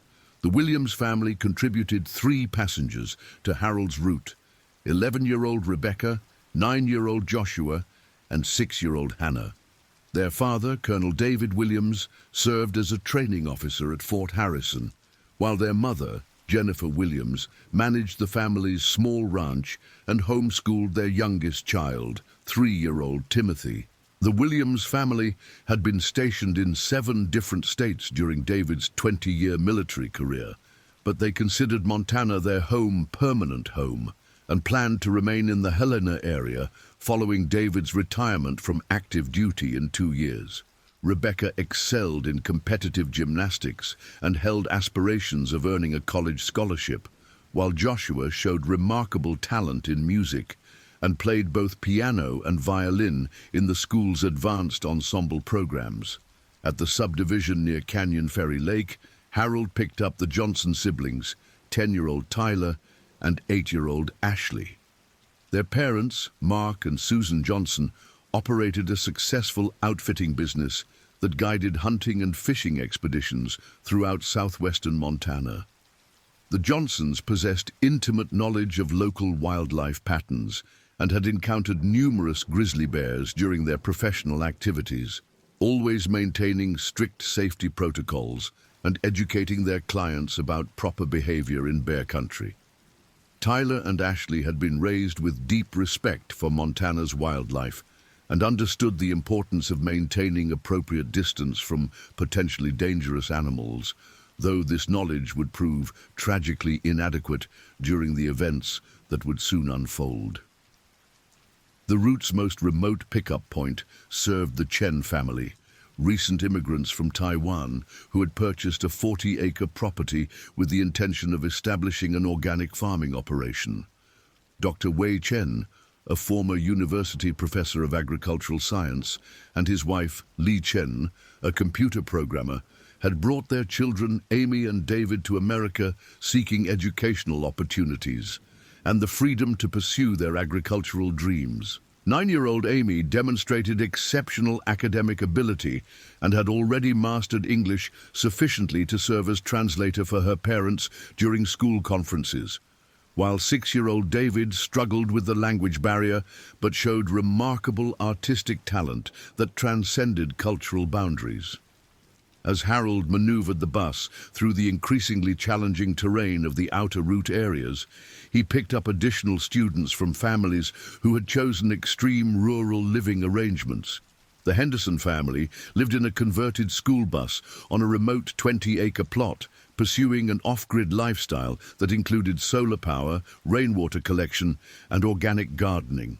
Their children, 8-year-old Ethan and 10-year-old Grace, possessed practical skills unusual among their urban-raised classmates, including basic carpentry, animal husbandry, and wilderness survival techniques that their parents considered essential elements of proper education. The final pickup point served the Blackfoot family, whose patriarch, Thomas Blackfoot, served as a cultural liaison between the local tribal community and the Helena School District. Thomas's children, 7-year-old Maria and 9-year-old Joseph, participated in traditional cultural activities while excelling in conventional academic subjects, representing the successful integration of Native American heritage with contemporary educational opportunities. Thomas had grown up on the nearby reservation and possessed ancestral knowledge of local wildlife behavior that had been passed down through generations of his family, including detailed understanding of grizzly bear territorial patterns and seasonal movement cycles that would prove prophetically relevant to the day's tragic events. By 7:25 a.m., Harold had completed his pickup sequence and was transporting 23 students toward Jefferson Elementary School via the scenic route along State Route 287. The children chatted excitedly about the day's planned activities, which included a special presentation by visiting marine biologists who would discuss ocean conservation efforts. Several students had prepared questions about marine ecosystems, and the atmosphere aboard the bus reflected the enthusiasm and curiosity that made Harold's job rewarding despite its early hours and challenging weather conditions. The Lewis and Clark National Forest, through which Route 287 passed, represented one of Montana's most pristine wilderness areas, encompassing over 2 million acres of diverse terrain, including alpine meadows, dense coniferous forests, and rugged mountain peaks that reached elevations exceeding 8,000 feet. The forest supported populations of elk, deer, mountain lions, wolves, and an estimated 300 grizzly bears, whose territories extended across vast areas of habitat that had remained largely unchanged since the days of Lewis and Clark's historic expedition 2 centuries earlier. Grizzly bears in this region typically emerged from winter hibernation during April and May, when warming temperatures and diminishing snow cover allowed access to emerging vegetation and early-season food sources. Adult males, called boars, could weigh between 400 and 700 pounds, while adult females, known as sows, typically weighed between 250 and 400 pounds. These magnificent animals possessed incredible strength, with the ability to run at speeds exceeding 30 miles per hour and the physical power to overturn objects weighing several tons when motivated by territorial disputes, food competition, or perceived threats to their cubs. The particular section of Route 287 where Harold's bus traveled that morning passed through prime grizzly habitat, characterized by dense stands of lodgepole pine interspersed with meadows containing early-season grasses and forbs that constituted essential dietary components for bears emerging from winter dormancy. Montana Department of Fish, Wildlife and Parks records indicated that this area had experienced increased grizzly activity during the previous 3 weeks, with multiple sightings reported by motorists and recreational users, but no incidents involving aggressive behavior or property damage had been documented. Unknown to Harold and his young passengers, a massive male grizzly bear had established a temporary territory encompassing approximately 12 square miles of the forest surrounding Route 287. This particular bear, later designated as Bear 47 by wildlife officials, was estimated to weigh between 650 and 700 pounds and stood nearly 4 feet tall at the shoulder when walking on all fours. The bear measured approximately 8 feet in length from nose to tail and possessed the distinctive shoulder hump, long claws and broad skull that characterized mature male grizzlies in their prime. Bear 47 had emerged from hibernation unusually early this year, likely due to the warmer-than-average spring temperatures that had accelerated snowmelt and vegetation growth throughout the region. Early emergence created additional challenges for bears, as traditional food sources might not yet be available in sufficient quantities to support their massive caloric requirements during the period following winter dormancy. Adult male grizzlies required between 15,000 and 20,000 calories daily during active periods, necessitating constant foraging and contributing to increased mobility as they searched for adequate nutrition. Wildlife biologists later determined that Bear 47 had been tracking along a game trail that paralleled State Route 287 for several days prior to the incident, following the scent markers left by elk and deer that used the corridor for seasonal migration between winter range and summer feeding areas. The bear's behavior patterns suggested heightened territorial awareness and possible food stress, conditions that increased the likelihood of aggressive responses to perceived intrusions into its claimed area. During the previous evening, Bear 47 had discovered and consumed a deer carcass located approximately 200 yards from the roadway, establishing a strong scent association between the area and valuable food resources. Grizzly bears demonstrate remarkable memory capabilities regarding food sources and often return repeatedly to locations where successful foraging has occurred, sometimes defending these areas aggressively against perceived competitors or threats. The weather conditions on May 14th created atmospheric circumstances that enhanced scent transmission and may have contributed to the bear's heightened awareness of activity along Route 287. The morning's calm air and moderate humidity allowed scent molecules to travel greater distances and remain detectable for extended periods, effectively expanding the bear's sensory range and increasing the likelihood of detecting approaching vehicles or other potential disturbances. At 7:47 a.m., Harold's bus approached the section of Route 287 that would become the scene of unprecedented tragedy. The roadway at this point featured a gradual uphill grade through a narrow valley flanked by steep wooded slopes on both sides, creating a natural corridor that concentrated both human activity and wildlife movement into a relatively confined space. The pavement measured 24 feet in width with minimal shoulder space, and guardrails protected against steep drop-offs into Prickly Pear Creek, which ran parallel to the road at a distance varying between 50 and 100 yards. Harold had driven this particular stretch of highway thousands of times during his career, always maintaining appropriate speed and exercising heightened caution due to the frequency of deer crossings and occasional elk sightings. His driving record remained spotless throughout 27 years of professional service, and he took pride in never having experienced any incidents involving student safety or wildlife encounters during his tenure with the Helena District. The children aboard Bus 47 represented a cross-section of Helena's rural community, including future doctors, artists, teachers, farmers, and countless other professions that would contribute to Montana's continued growth and prosperity. Emma Morrison clutched her science report about butterfly migration patterns, anticipating the opportunity to share her research with classmates during the day's show and tell presentations.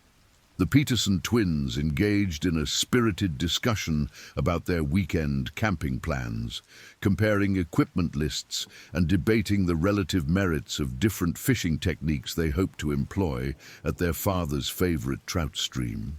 Sofia Gonzalez helped her younger brother Carlos practice pronouncing English vocabulary words from his kindergarten workbook, patiently correcting his pronunciation while encouraging his efforts with the kind of gentle support that characterized their close sibling relationship. Rebecca Williams reviewed notes for her upcoming geography test, mentally rehearsing state capitals while occasionally glancing out the window at the magnificent scenery that surrounded their route to school.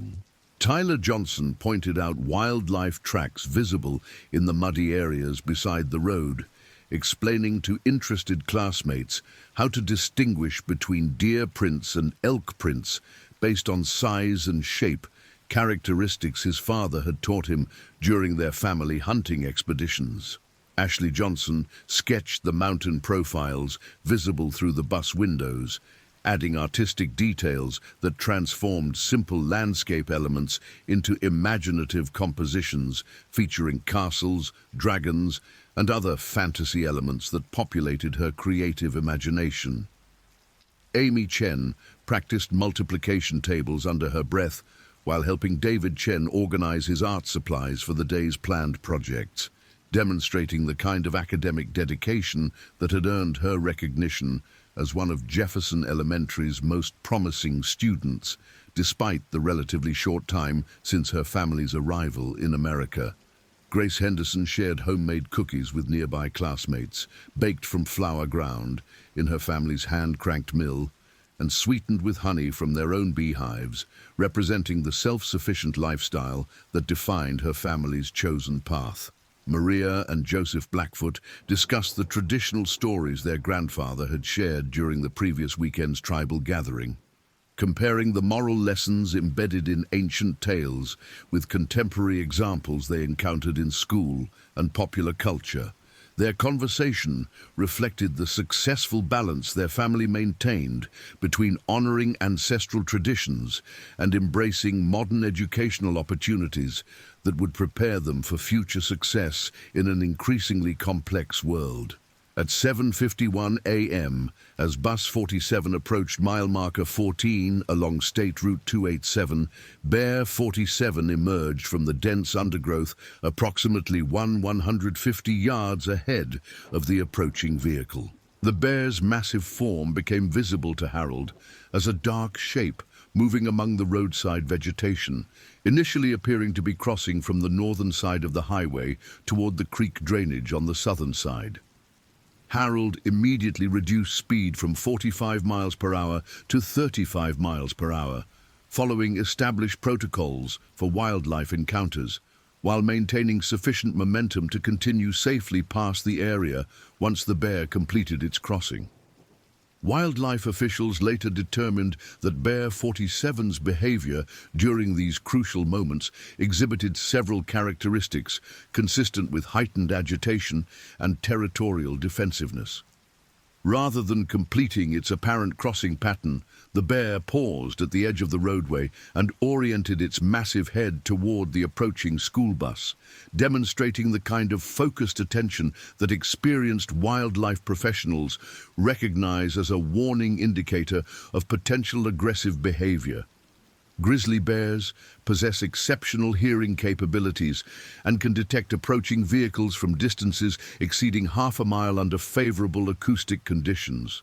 The distinctive sound profile of a diesel school bus, including engine noise, transmission characteristics, and tire contact patterns, would have been clearly audible to Bear 47 for several minutes prior to visual contact, allowing the animal sufficient time to evaluate the approaching disturbance and formulate a behavioral response. Harold noticed the bear's apparent fixation on the bus and further reduced speed to 25 miles per hour, hoping to minimize any perceived threat while maintaining progress toward a safe passage past the animal. His experience driving through wildlife habitat had taught him that most bear encounters concluded without incident, provided drivers exercised appropriate caution and avoided sudden movements or loud noises that might startle or provoke defensive reactions. The children initially reacted to the bear sighting with excitement and wonder rather than fear, as wildlife encounters represented one of the highlights of living in Montana's wilderness areas. Emma Morrison pressed her face against the window glass, hoping to photograph the magnificent animal with her disposable camera for inclusion in her nature journal. The Peterson twins immediately began discussing the bear's probable size and age, based on physical characteristics they had learned from their ranger father's educational presentations. Sofia Gonzalez pointed out the bear to her younger brother Carlos, explaining in whispered Spanish that they were witnessing one of Montana's most impressive native animals in its natural habitat. Rebecca Williams estimated the bear's weight based on comparison with reference materials from her father's military survival manuals, while Tyler and Ashley Johnson observed the animal's behavior patterns with the analytical eye of experienced outdoors enthusiasts. Amy Chen attempted to calculate the bear's probable running speed based on its apparent stride length and leg proportions, demonstrating the kind of practical application of mathematics that made her academic achievements particularly impressive. Grace Henderson compared the bear's appearance with illustrations from her family's wildlife identification guides, noting distinctive features that would allow accurate species identification in her Nature Observation Journal. Maria and Joseph Blackfoot observed the bear with particular reverence, recognizing the spiritual significance that their tribal traditions attributed to encounters with these powerful animals. Their grandfather had taught them that bears served as messengers between the natural world and the spirit realm, and that witnessing a bear in the wild represented a blessing that should be received with gratitude and respect rather than fear or aggression. At 7:52 a.m., Bear 47's behavior shifted dramatically from passive observation to active territorial assertion. The bear rose to its full height on its hind legs, reaching approximately 7 feet in height, and presenting an intimidating profile that demonstrated the animal's massive size and physical power. This behavior, known as standing among wildlife professionals, typically serves as a defensive posture that allows bears to gather additional sensory information about potential threats, while displaying their impressive dimensions as a deterrent to aggressive encounters. Harold recognized the significance of the bear's posture change and continued reducing speed while activating the bus's hazard lights to alert any following traffic to the developing situation. He reached for his radio handset to notify District Transportation Headquarters of the wildlife encounter, following established protocols that required immediate communication whenever potentially dangerous situations developed during regular route operations. Transportation Control. This is Bus 47. Harold spoke calmly into the radio microphone, maintaining professional composure despite his growing concern about the bear's unusual behavior. I have a large grizzly bear standing on Route 287 at approximately mile marker 14. The animal appears agitated and is not clearing the roadway, requesting guidance on whether to proceed or wait for the animal to move along. Transportation Control responded immediately with instructions that reflected the district's comprehensive safety protocols for wildlife encounters. Bus 47, maintain safe distance and do not approach the animal. If the bear does not move within 5 minutes, we will contact Montana Highway Patrol for assistance. Ensure all students remain seated and quiet to avoid attracting additional attention from the animal. The children aboard Bus 47 continued to observe the magnificent bear with fascination, unaware that the animal's behavior was escalating toward potentially dangerous levels of territorial aggression. Several students attempted to take photographs through the bus windows, while others made quiet comments about the bear's impressive size and apparent confidence in confronting such a large vehicle. Bear 47 remained in its elevated posture for approximately 90 seconds before dropping back to all fours and taking several steps directly toward the approaching school bus. This movement pattern represented a significant escalation in aggressive behavior, as defensive bears typically retreat or maintain distance when confronted with large vehicles or perceived threats, while bears exhibiting offensive territorial behavior often advance toward the source of their agitation. Wildlife experts later analyzed the bear's behavioral sequence and determined that multiple factors likely contributed to its unusual response to the school bus encounter. The combination of early emergence from hibernation, potential food stress, territorial establishment activities, and heightened sensitivity to perceived intrusions created conditions that significantly increase the probability of aggressive behavior when confronted with human activity in its claimed territory.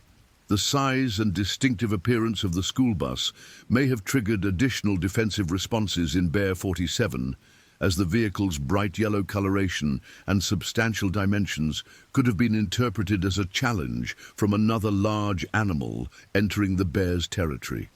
Grizzly bears possess limited color vision compared to humans, but can distinguish between light and dark objects, and the contrast between the yellow bus and the subdued colors of the surrounding forest environment would have made the vehicle particularly conspicuous to the animal's visual perception.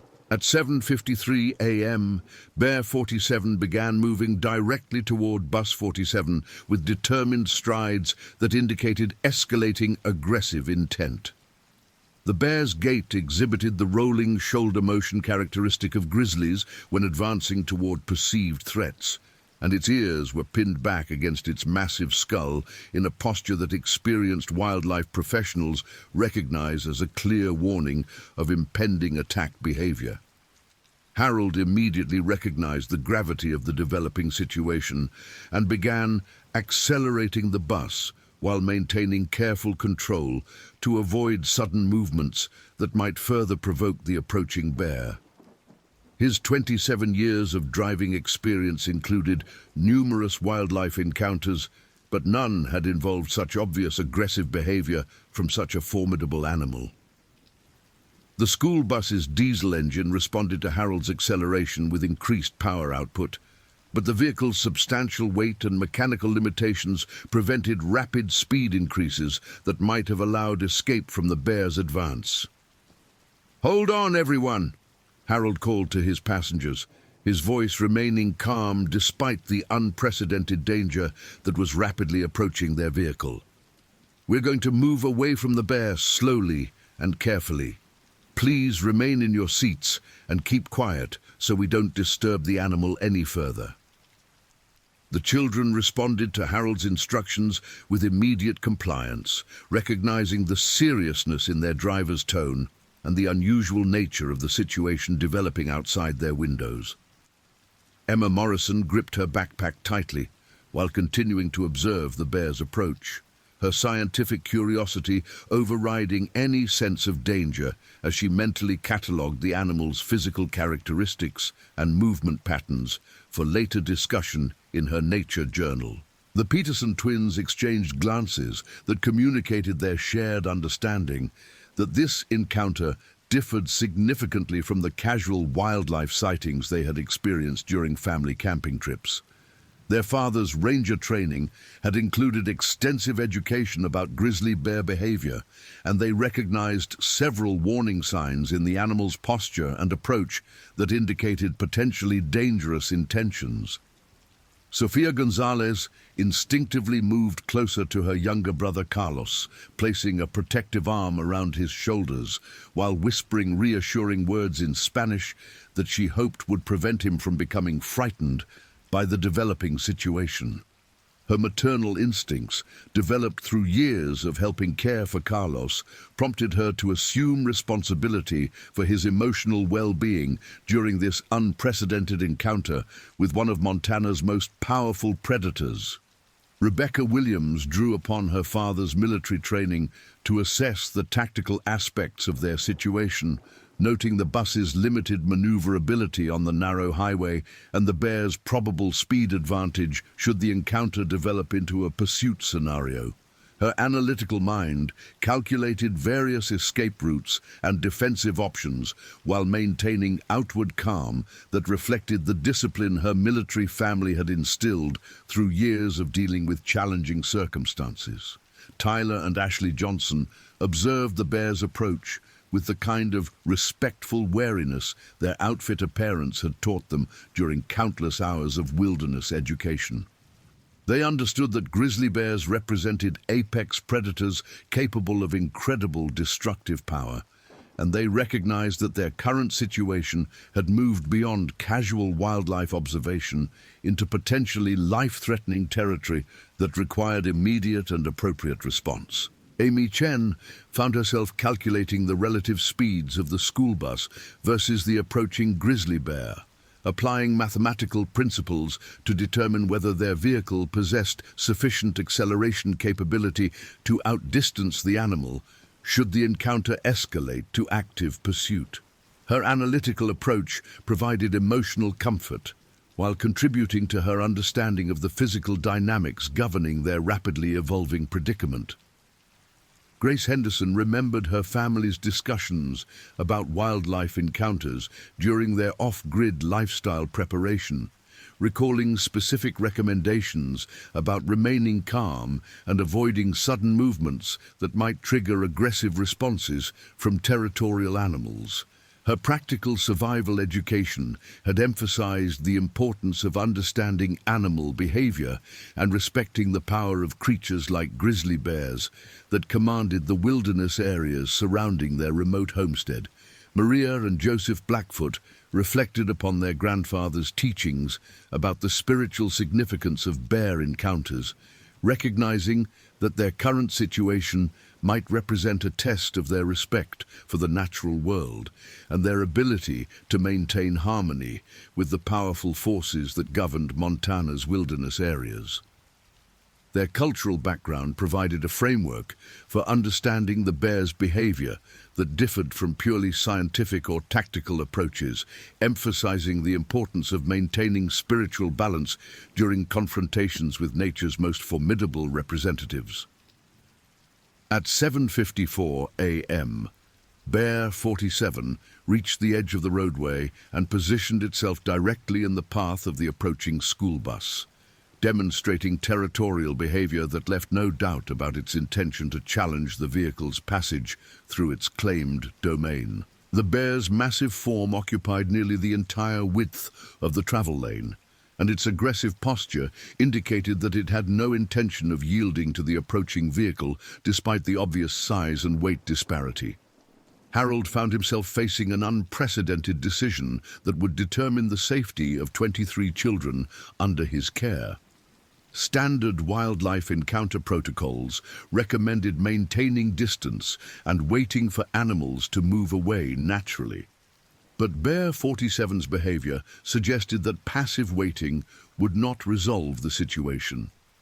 The bear appeared committed to defending its territorial claim against the perceived intrusion represented by the school bus, creating a standoff that could potentially continue indefinitely. The narrow roadway provided limited options for maneuvering around the bear without risking collision with guardrails or steep embankments that flanked Route 287 in this section of the highway. Harold's experience and training had not prepared him for such an extreme wildlife encounter, and he found himself relying on instinct and judgment to navigate a situation that threatened to escalate beyond manageable proportions. Transportation control, this is Bus 47, Harold radioed with increasing urgency. The grizzly bear has positioned itself in the roadway directly ahead of my vehicle and is not moving. The animal appears to be defending territory and shows no indication of clearing the road.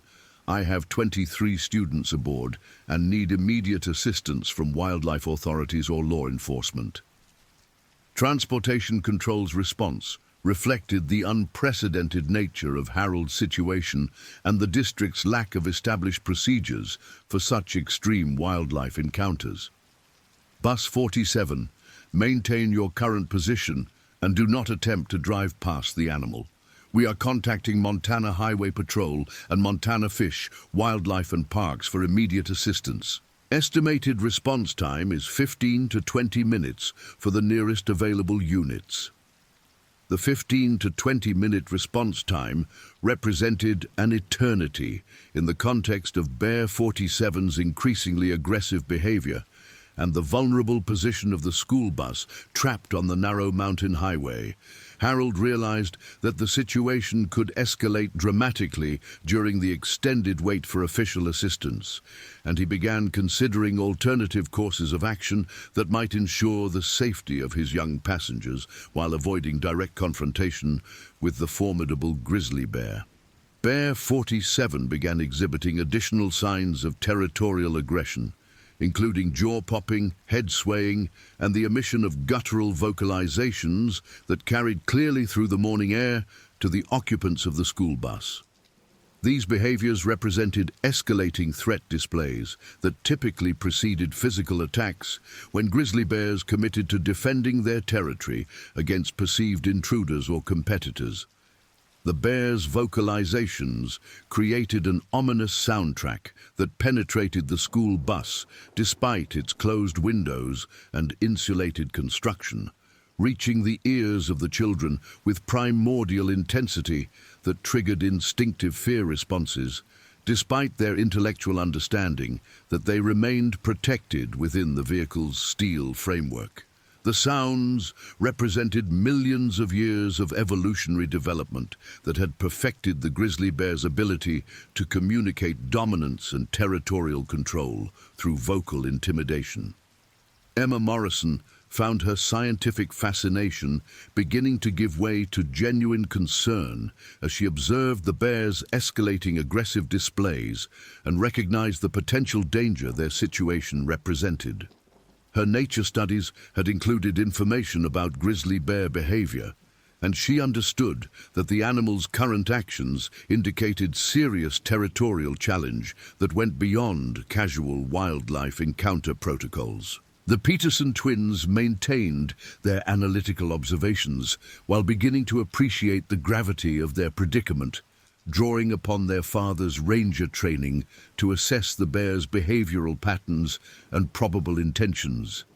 Their wilderness education had emphasized the importance of recognizing escalating aggression in wild animals, and they clearly identified several warning signs in Bear 47's posture and vocalizations that indicated potential attack behavior.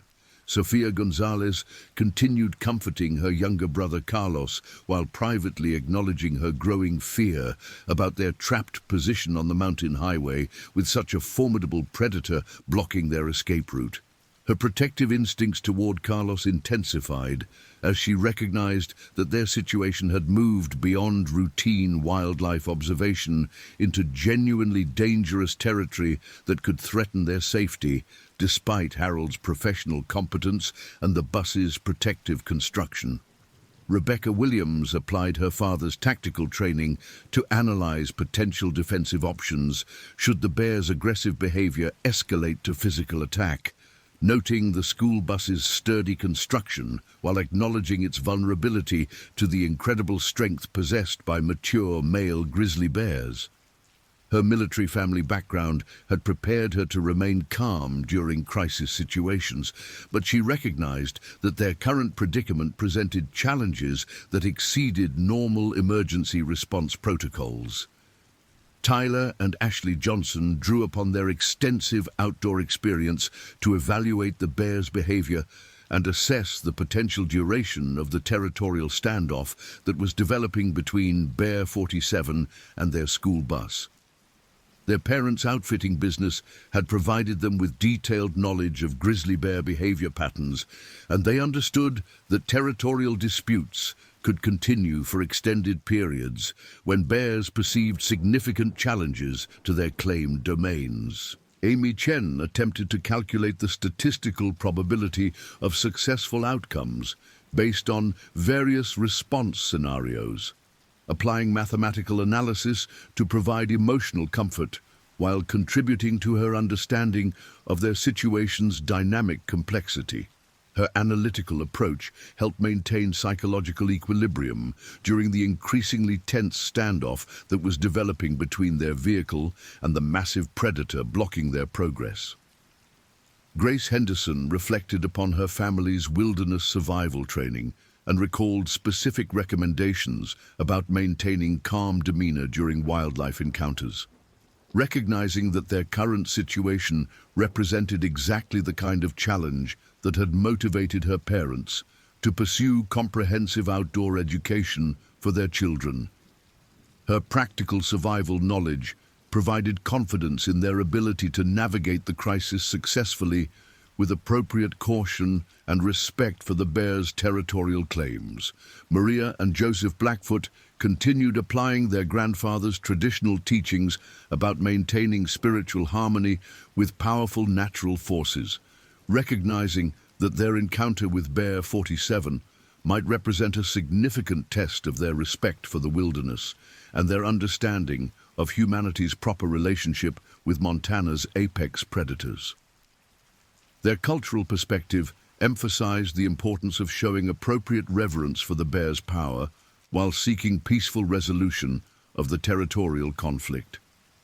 At 7:55 a.m., Bear 47's behavior escalated to physical interaction with the school bus as the massive animal approached to within 10 feet of the vehicle's front bumper and began investigating the unfamiliar object with characteristic ursine curiosity combined with territorial defensiveness. The bear's investigation included sniffing the bus's exterior surfaces, examining the front wheels and undercarriage components, and testing the vehicle's stability by pushing against the front bumper with considerable force.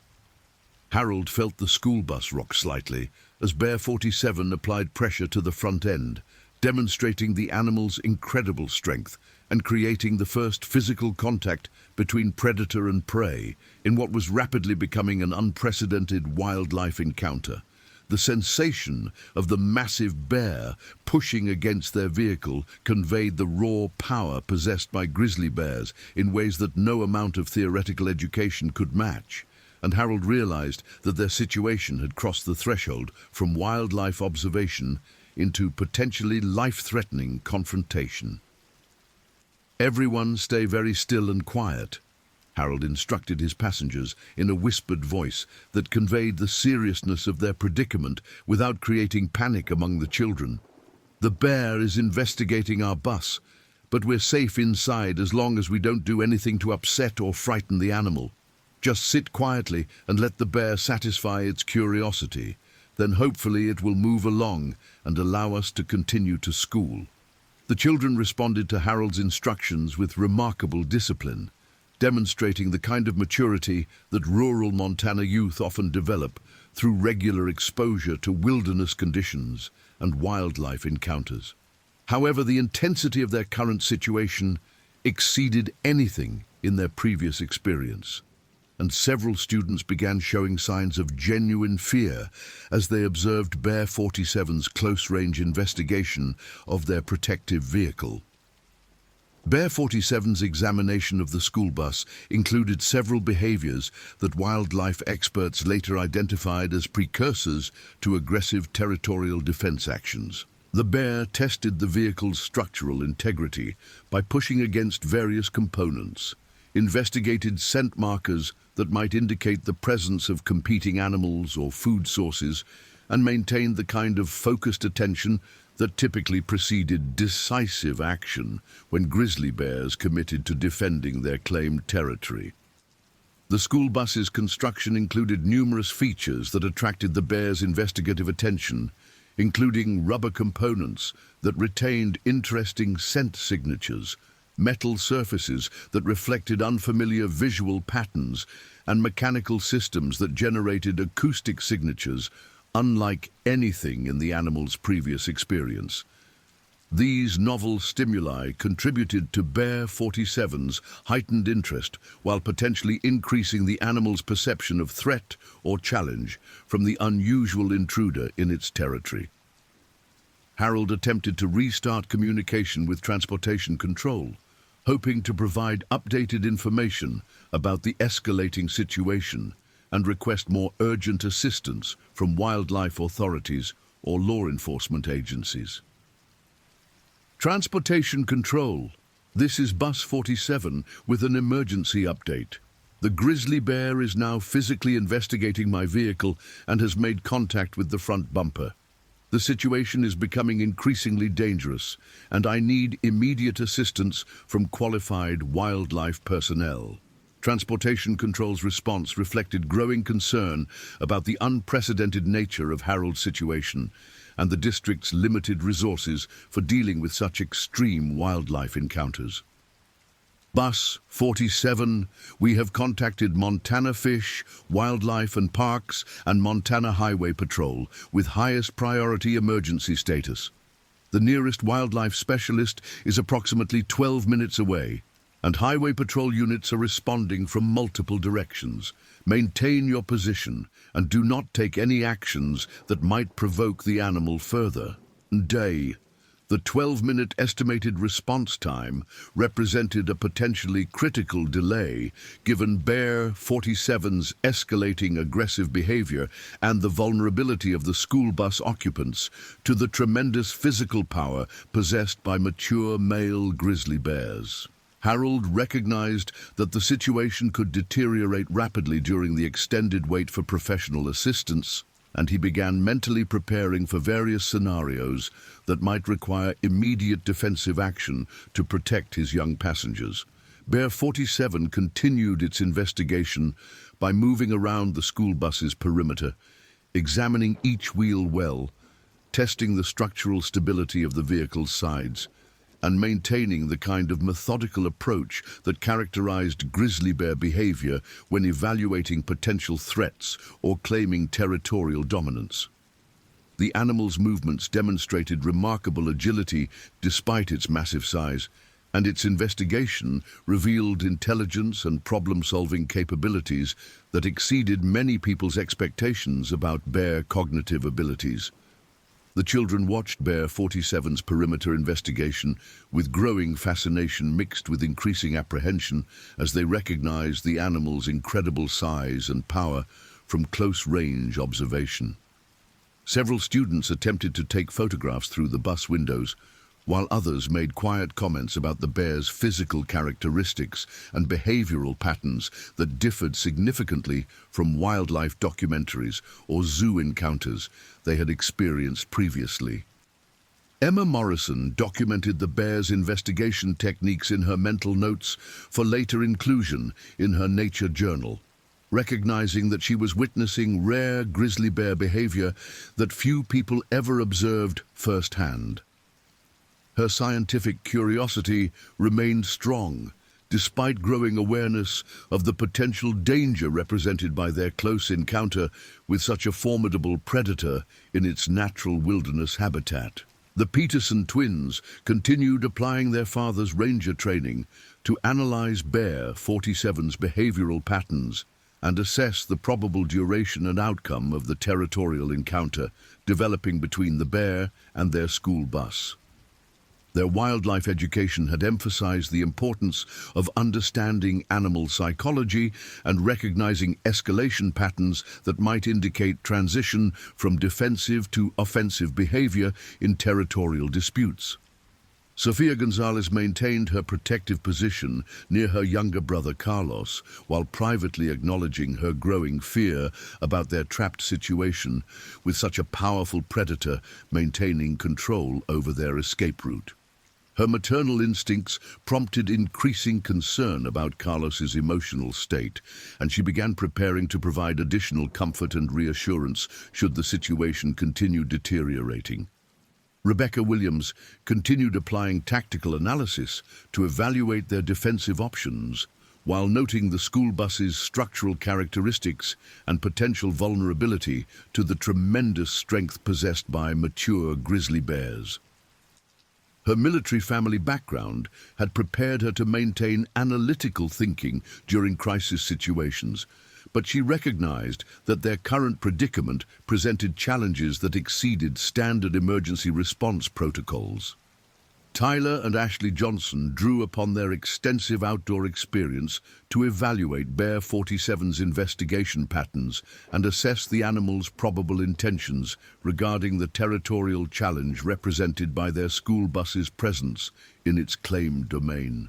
Their parents' professional outfitting experience had provided them with detailed knowledge of grizzly bear psychology and behavior, and they recognized several concerning indicators in the animal's current actions. Amy Chen attempted to calculate the mathematical probability of various resolution scenarios while maintaining emotional equilibrium through analytical thinking that provided psychological comfort during the increasingly tense standoff. Her academic approach helped process the situation's complexity while contributing to her understanding of the dynamic factors that would determine their encounter's ultimate outcome. Grace Henderson reflected upon her family's wilderness survival training and recalled specific recommendations about appropriate responses to close-range wildlife encounters, recognizing that their current situation represented exactly the kind of challenge that had motivated her parents to pursue comprehensive outdoor education. Her practical survival knowledge provided confidence in their ability to navigate the crisis successfully with appropriate caution and respect. Maria and Joseph Blackfoot continued applying their grandfather's traditional teachings about maintaining spiritual harmony with powerful natural forces, recognizing that Bear 47's prolonged investigation of their vehicle might represent a significant spiritual communication that required appropriate reverence and understanding. Their cultural perspective emphasized the importance of showing respect for the bear's territorial claims while seeking peaceful resolution through spiritual balance. At 7:57 a.m., Bear 47's behavior shifted from investigative curiosity to active territorial assertion as the massive animal positioned itself at the school bus's front corner and began applying sustained pressure against the vehicle's frame with gradually increasing force. The bear's actions demonstrated calculated testing of the bus's structural integrity and stability, suggesting that the animal was evaluating its to physically manipulate or overcome the mechanical intruder that had invaded its claimed territory. Harold felt the school bus respond to Bear 47's increasing pressure with subtle rocking motions that conveyed the animal's tremendous strength and created the first indication that their protective vehicle might be vulnerable to the physical capabilities of such a formidable predator. The sensation of the massive bear testing their bus's structural limits provided visceral understanding of grizzly bear power that exceeded any theoretical education about wildlife capabilities. Transportation control, this is Bus 47 with a critical emergency update, Harold radioed with obvious concern in his voice. The grizzly bear is now applying significant pressure to my vehicle and appears to be testing its ability to move or overturn the bus. This situation has escalated beyond normal wildlife encounter protocols, and I need immediate emergency assistance with highest possible priority. Transportation Control's response reflected the unprecedented nature of Harold's situation and the growing urgency of obtaining professional wildlife management assistance. Bus 47, we have upgraded your situation to highest priority emergency status and are directing all available resources to your location. Montana Fish, Wildlife and Park specialists are responding with specialized equipment, and multiple highway patrol units are converging on your area. Maintain defensive position and prepare to evacuate students to the rear of the bus if the situation continues escalating. The instruction to prepare for student evacuation to the rear of the bus represented acknowledgement that their situation had moved beyond routine wildlife management into potentially catastrophic territory that required immediate defensive preparations. Harold began mentally reviewing emergency evacuation procedures while maintaining his focus on Bear 47's increasingly aggressive behavior and the growing threat to his passengers' safety. Bear 47 continued applying pressure to the school bus while emitting vocalizations that increased in volume and intensity, creating an acoustic display of territorial dominance that penetrated the vehicle's construction and reached the occupants with primordial force that triggered instinctive fear responses. The bear's vocalizations represented millions of years of evolutionary development that had perfected grisly communication of dominance and territorial control through vocal intimidation techniques. The combination of physical pressure against their vehicle and increasingly aggressive vocalizations created a sensory assault that conveyed Bear 47's serious commitment to defending its territorial claim against the perceived challenge represented by the school bus's presence. The bear's behavior indicated that it viewed the vehicle as a legitimate threat, requiring decisive action, rather than a passive object that could be safely ignored or avoided. Emma Morrison found her scientific fascination completely overwhelmed by genuine fear as she observed Bear 47's escalating aggressive behavior and recognized the real danger their situation represented. Her nature studies had not prepared her for such intense, close-range encounter with a territorial grizzly bear demonstrating serious aggressive intent toward their protective vehicle.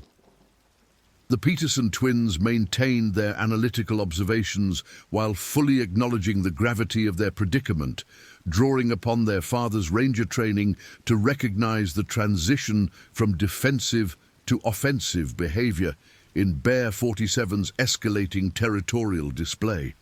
Their wilderness education had emphasized the importance of identifying critical escalation points in wildlife encounters, and they clearly recognized that their situation had crossed into genuinely dangerous territory. Sofia Gonzalez tightened her protective embrace of her younger brother Carlos, while struggling to maintain calm demeanor despite her growing terror about their trapped position with such a formidable predator, demonstrating increasing aggression toward their vehicle. Her protective instincts toward Carlos intensified as she recognized that their situation threatened both of their safety, despite Harold's professional competence and the school bus's protective construction. Rebecca Williams applied her father's tactical training to prepare for potential emergency evacuation scenarios, while noting the school bus's structural responses to Bear 47's applied pressure and assessing the vehicle's probable durability under sustained attack from such a powerful predator. Her military family background had prepared her to function during crisis situations, but she recognized that their current predicament exceeded normal emergency response protocols. Tyler and Ashley Johnson drew upon their extensive outdoor experience to evaluate Bear 47's escalating territorial assertion and assess the probability that the bear's behavior would transition from threatening display to actual physical attack against their school bus. Their parents' professional outfitting experience had provided them with detailed knowledge of grizzly bear territorial psychology, and they recognized several critical warning signs in the animal's current aggressive actions. Amy Chen found her mathematical calculations becoming increasingly pessimistic as she analyzed the physical dynamics of their situation and recognized the school bus's potential vulnerability to the tremendous strength possessed by mature male grizzly bears committed to territorial defense.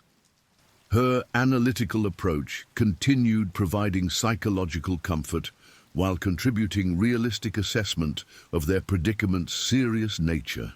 Grace Henderson drew upon her family's wilderness survival training while acknowledging that their current situation exceeded the scope of standard outdoor safety education and represented exactly the kind of extreme challenge that demonstrated the unpredictable nature of wildlife encounters in Montana's wilderness areas.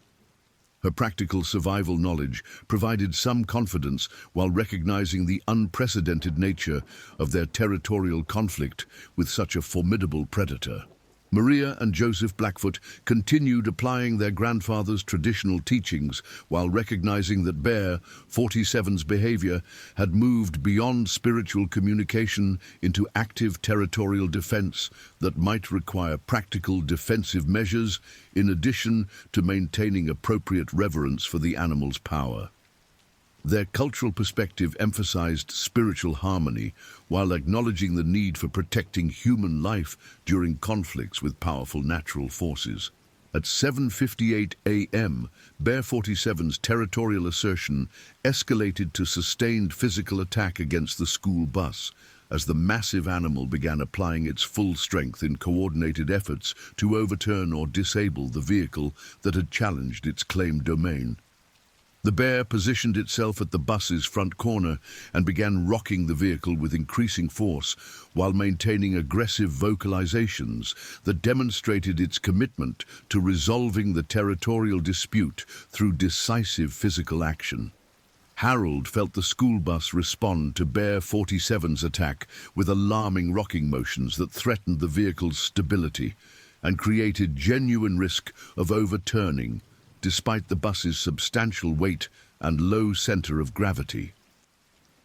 The sensation of their protective vehicle becoming vulnerable to the bear's physical assault provided terrifying confirmation that their situation had deteriorated beyond manageable proportions and required immediate defensive action to protect the children under his care.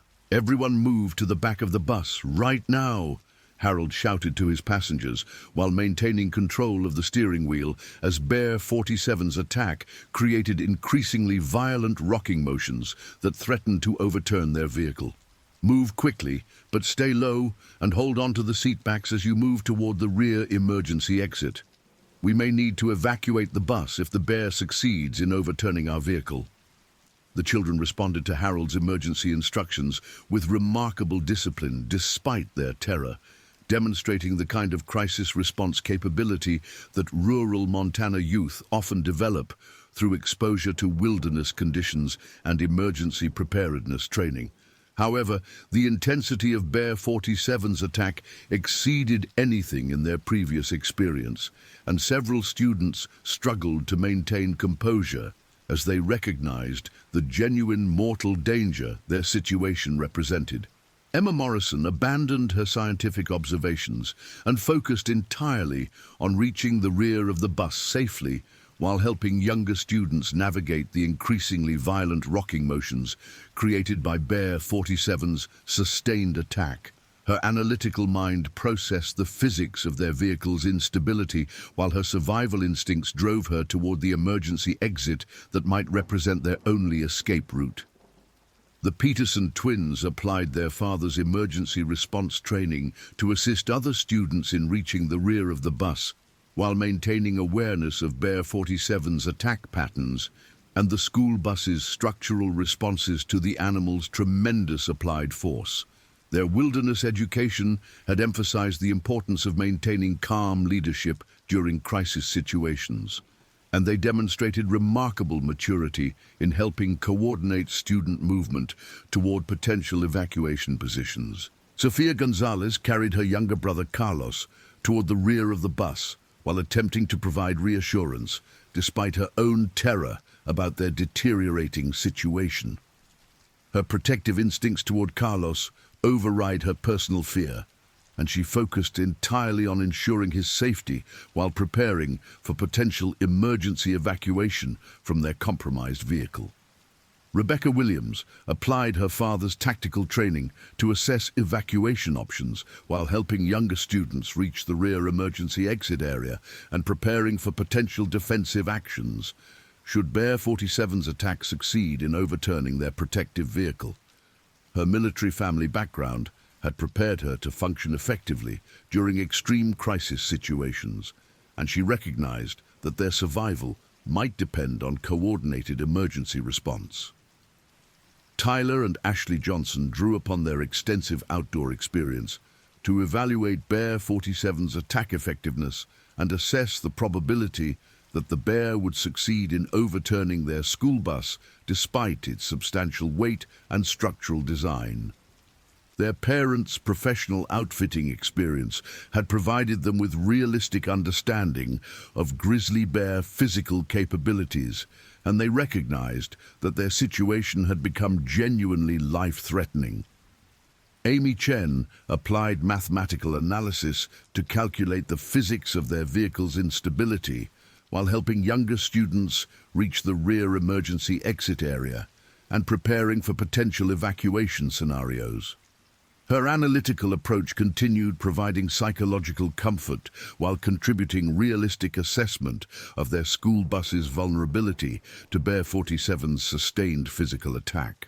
Grace Henderson drew upon her family's wilderness survival training to prepare for potential emergency evacuation, while helping coordinate student movement toward the rear exit and assessing their options for defending against a territorial grizzly bear should they be forced to abandon their protective vehicle.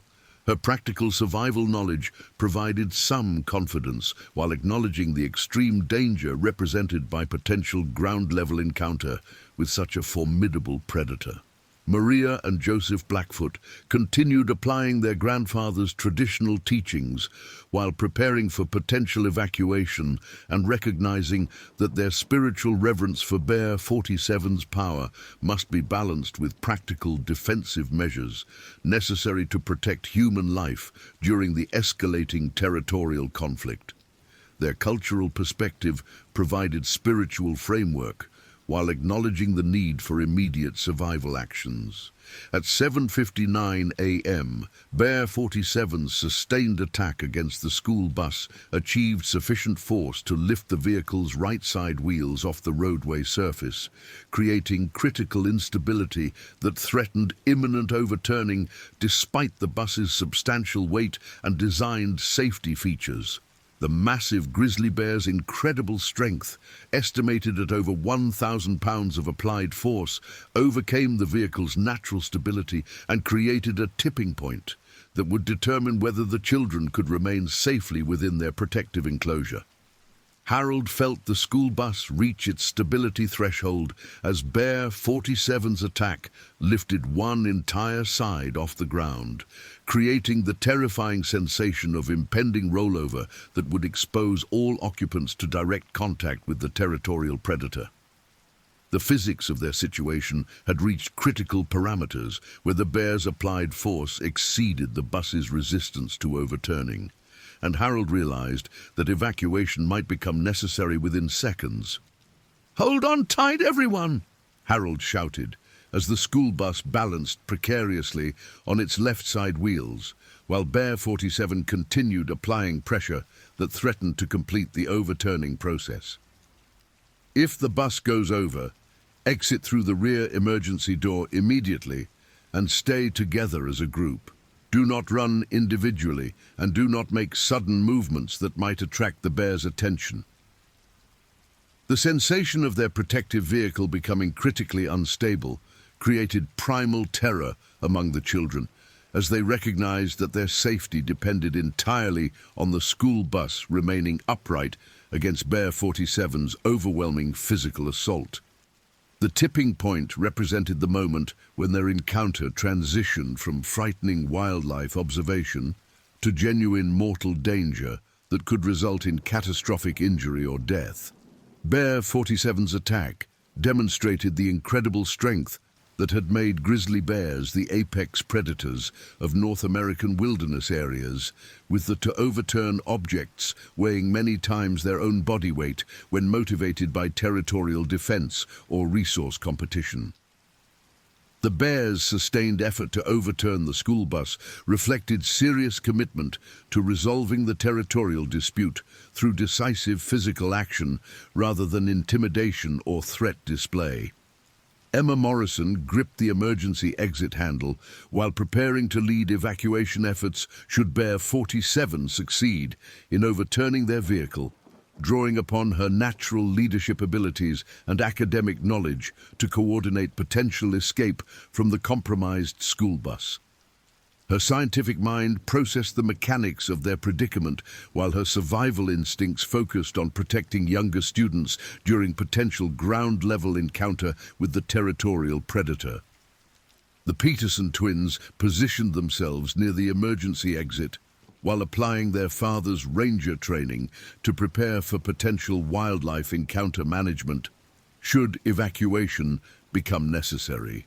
Their wilderness education had included specific protocols for group movement during bear encounters, emphasizing the importance of maintaining collective behavior patterns that minimized individual risk while preserving group cohesion. Sofia Gonzalez clutched her younger brother Carlos while positioning near the emergency exit and preparing to protect him during potential evacuation from their overturning vehicle. Her maternal instincts overrode personal fear as she focused entirely on Carlos's safety, while recognizing that their survival might depend on successful group evacuation and coordinated defensive response to Bear 47's territorial aggression. Rebecca Williams applied her father's tactical training to assess evacuation and defensive options while helping coordinate student positioning near the emergency exit and preparing for potential ground-level confrontation with the attacking grizzly bear. Her military family background had prepared her for extreme crisis situations, and she recognized that their survival would depend on disciplined execution of emergency procedures. Tyler and Ashley Johnson drew upon their extensive outdoor experience to evaluate Bear 47's attack patterns and prepare for potential bear encounter management during emergency evacuation from their compromised school bus. Their parents' professional outfitting experience had provided them with practical knowledge of grizzly bear behavior that would be essential for successful group survival during ground-level encounter.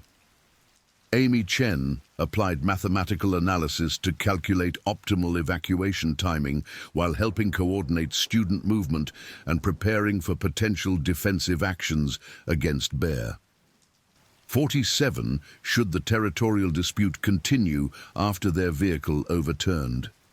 Her analytical approach provided psychological stability while contributing to strategic planning for their increasingly desperate situation. Grace Henderson drew upon her family's wilderness survival training to prepare for emergency evacuation and potential bear encounter management while helping coordinate group preparation for abandoning their protective vehicle. Her practical survival knowledge provided confidence in group evacuation procedures while acknowledging the extreme danger represented by territorial confrontation with such a formidable predator.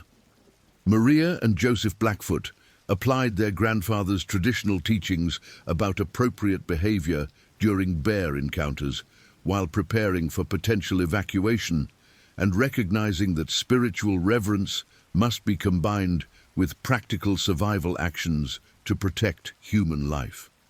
Their cultural perspective provided spiritual framework for understanding Bear 47's territorial behavior while emphasizing the need for respectful but decisive defensive response. At 8 a.m. precisely, Bear 47's sustained attack achieved complete success as the massive grizzly bear's overwhelming strength overcame the school bus's stability and sent the 24,000-pound vehicle crashing onto its side with tremendous force that shattered windows, buckled metal framework, and created catastrophic structural damage that eliminated the children's protective barrier against the territorial predator. The impact generated a thunderous crash that echoed across the mountain valley, while creating a debris field of broken glass, twisted metal, and scattered personal belongings that marked the site of unprecedented wildlife attack against a school transportation vehicle. Harold Eugene Stein, age 62, beloved school bus driver and widower, died instantly as the overturning vehicle crushed his position behind the steering wheel with force that no human body could withstand.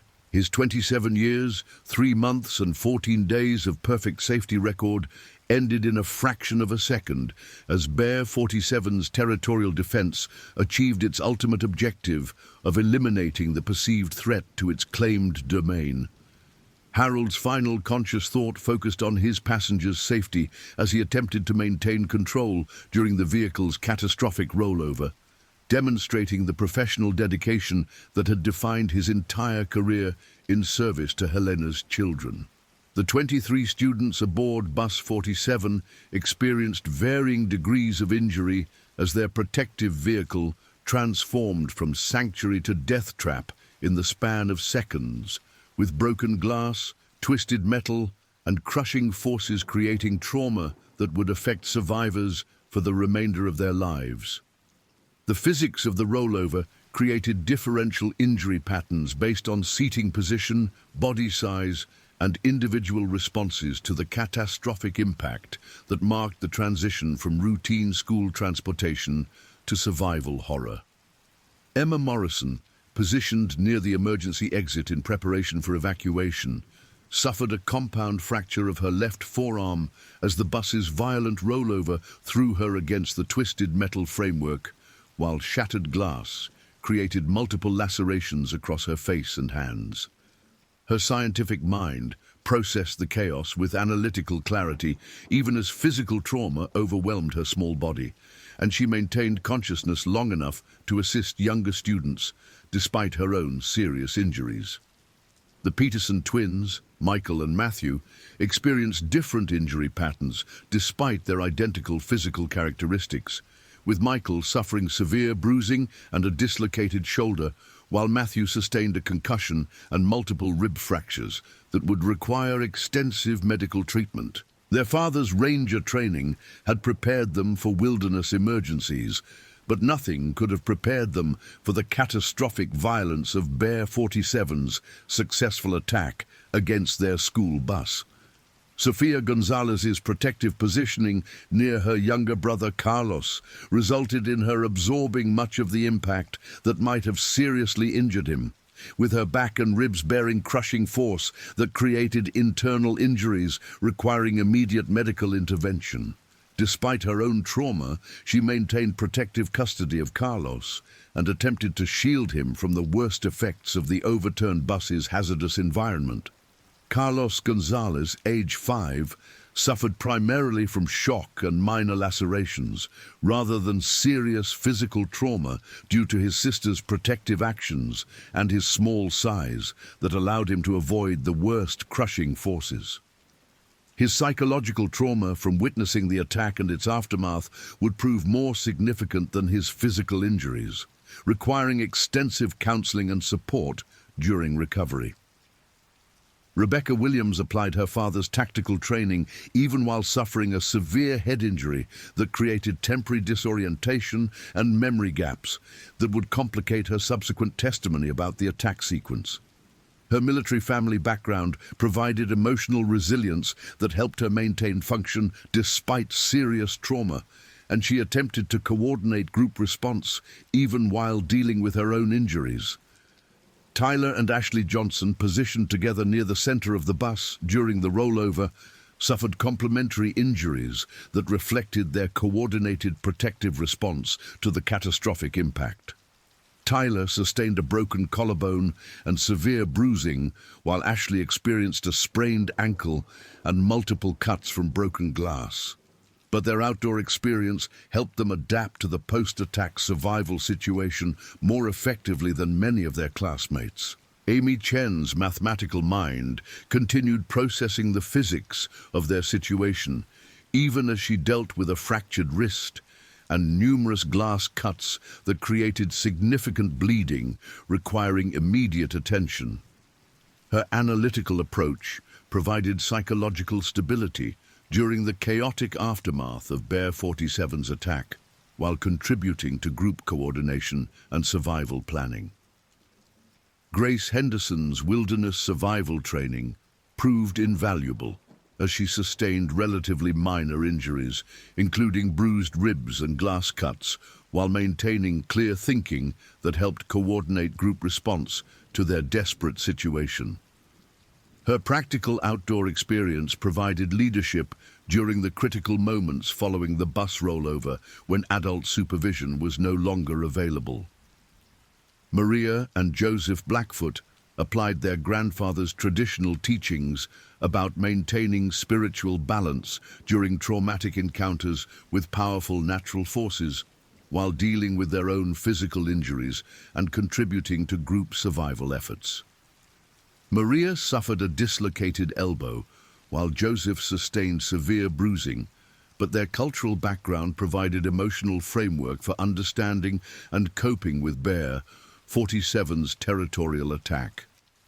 David and Wei Chen experienced moderate injuries, including cuts and bruises, while their language barrier complicated communication with other survivors and emergency responders. Amy Chen's translation abilities became crucial for ensuring her family members received appropriate medical attention while contributing to overall group coordination during the emergency response. Ethan and Grace Henderson drew upon their family's off-grid lifestyle preparation to adapt to the post-attack survival situation while dealing with their own injuries and contributing to group efforts to signal for help and provide mutual aid. Their practical survival skills proved essential during the critical period between Bear 47's attack and the arrival of professional emergency responders. The overturned school bus created a complex, hazardous environment with broken glass, twisted metal, leaking fluids, and unstable structural components that threatened additional injury to survivors attempting to evacuate or provide mutual aid. The vehicle's emergency exits were either blocked by structural damage or positioned in ways that made escape difficult for injured children with limited mobility and compromised physical capabilities. Bear 47 responded to its successful territorial defense by initially withdrawing approximately 50 yards from the overturned bus, while maintaining visual contact with the crash site and demonstrating continued aggressive behavior toward any movement or sound from the wreckage. The massive grizzly bear had achieved its objective of eliminating the perceived territorial threat, but remained committed to defending its claimed area against any additional challenges or rescue attempts.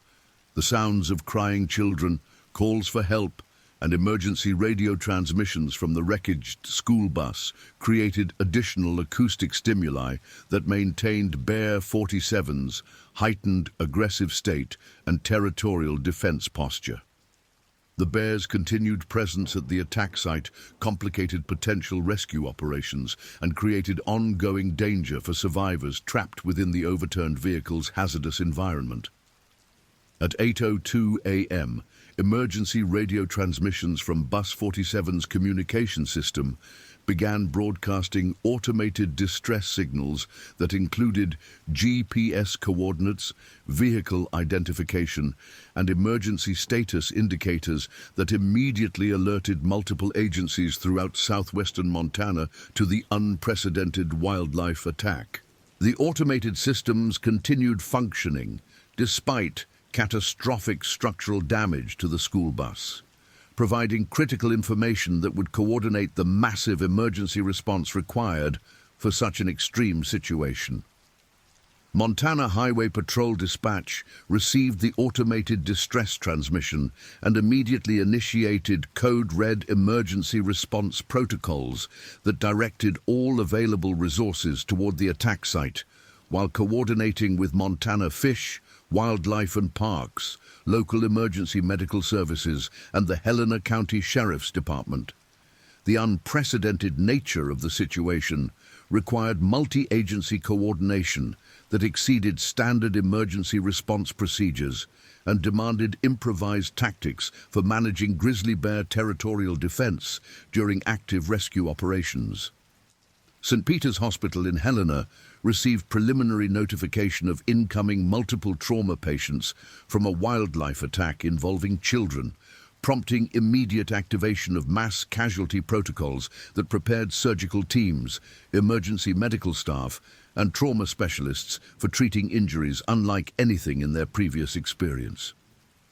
The hospital's proximity to wilderness areas had provided experience with individual bear attack victims, but nothing had prepared medical staff for treating 23 injured children simultaneously.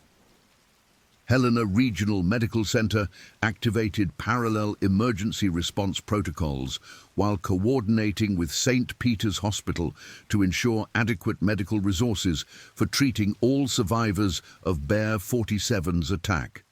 The regional medical system's coordination demonstrated the kind of community response that characterized Montana's approach to wilderness emergency situations, with multiple facilities contributing resources and expertise to ensure optimal patient outcomes. Montana Fish, Wildlife and Parks emergency response teams, equipped with specialized bear management equipment, began responding to the attack site with estimated arrival times of 8 to 12 minutes, carrying tranquilizer rifles, bear spray, and portable barriers designed for managing dangerous wildlife situations.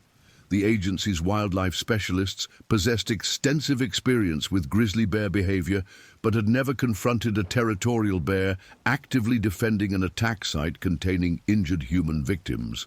Helena County Sheriff's Department patrol units responded with high-priority emergency status while coordinating with Highway Patrol and wildlife authorities to establish security perimeters around the attack site that would protect rescue operations from Bear 47's continued territorial defense. The law enforcement response included both tactical officers trained in wildlife encounters and standard patrol units whose primary responsibility involved traffic control and scene security. Volunteer fire departments throughout the Helena Valley activated emergency response protocols that brought additional personnel and equipment to support rescue operations at the attack site, including specialized extrication tools that might be required for removing injured children from the overturned school bus's hazardous environment. The volunteer response demonstrated rural Montana's tradition of community mutual aid during emergency situations. Local emergency medical services activated multiple ambulance units with advanced life support capabilities while coordinating with medical helicopter services that could provide rapid transport for critically injured survivors requiring immediate surgical intervention. The mountainous terrain and remote location of the attack site created logistical challenges that required careful coordination between ground and air medical resources. At 8:04 a.m., the 1st Montana Highway Patrol Unit arrived at the attack site and immediately confirmed the unprecedented nature of the situation while establishing preliminary security perimeters that maintained safe distance from Bear 47's position while enabling assessment of survivor conditions and rescue requirements. Trooper Jennifer Martinez, a 12-year veteran with extensive wildlife encounter training, radioed initial situation reports that conveyed the gravity of the emergency and the complex challenges facing rescue operations. Dispatch, this is Unit 47 on scene at mile marker 14, Route 287, Trooper Martinez reported while observing the overturned school bus and Bear 47's defensive positioning. I have confirmation of school bus rollover with multiple injured children trapped inside the vehicle. Large male grizzly bear is maintaining aggressive posture approximately 50 yards from the wreckage and appears to be defending territory around the crash site. I need immediate backup from fish, wildlife and park specialists with bear management equipment, plus multiple medical units for treating injured children. Dispatch responded with confirmation that additional resources were en route while providing Trooper Martinez with preliminary instructions for managing the complex emergency situation that combined wildlife control with mass casualty rescue operations. Unit 47 maintain safe distance from the bear and do not approach the wreckage until wildlife specialists arrive with appropriate equipment. Multiple agencies are responding with estimated arrival times between 6 and 10 minutes.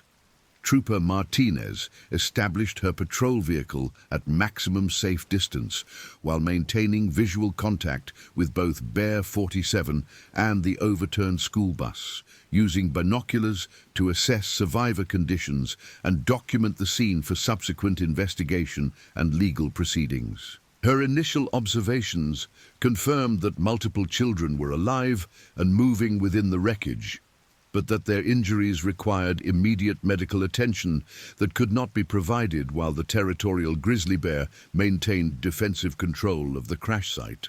Bear 47 responded to the arrival of additional vehicles and human activity by intensifying its aggressive displays and territorial defense behaviors, including standing bipedally to assess threats, vocalizing territorial challenges, and positioning closer to the overturned bus in what wildlife experts later identified as resource-guarding behavior, typical of bears defending valuable territory or food sources. The bears' escalated response to rescue attempts created additional danger for survivors trapped within the wreckage, while complicating professional wildlife management efforts. The children trapped within the overturned Bus 47 could hear the arrival of emergency responders and began calling for help with increased urgency, as they recognized that rescue was approaching despite Bear 47's continued territorial defense. Their voices carried across the morning air with heartbreaking clarity, creating emotional pressure on emergency responders who recognized the urgent need for medical intervention while acknowledging the extreme danger represented by the territorial grizzly bear.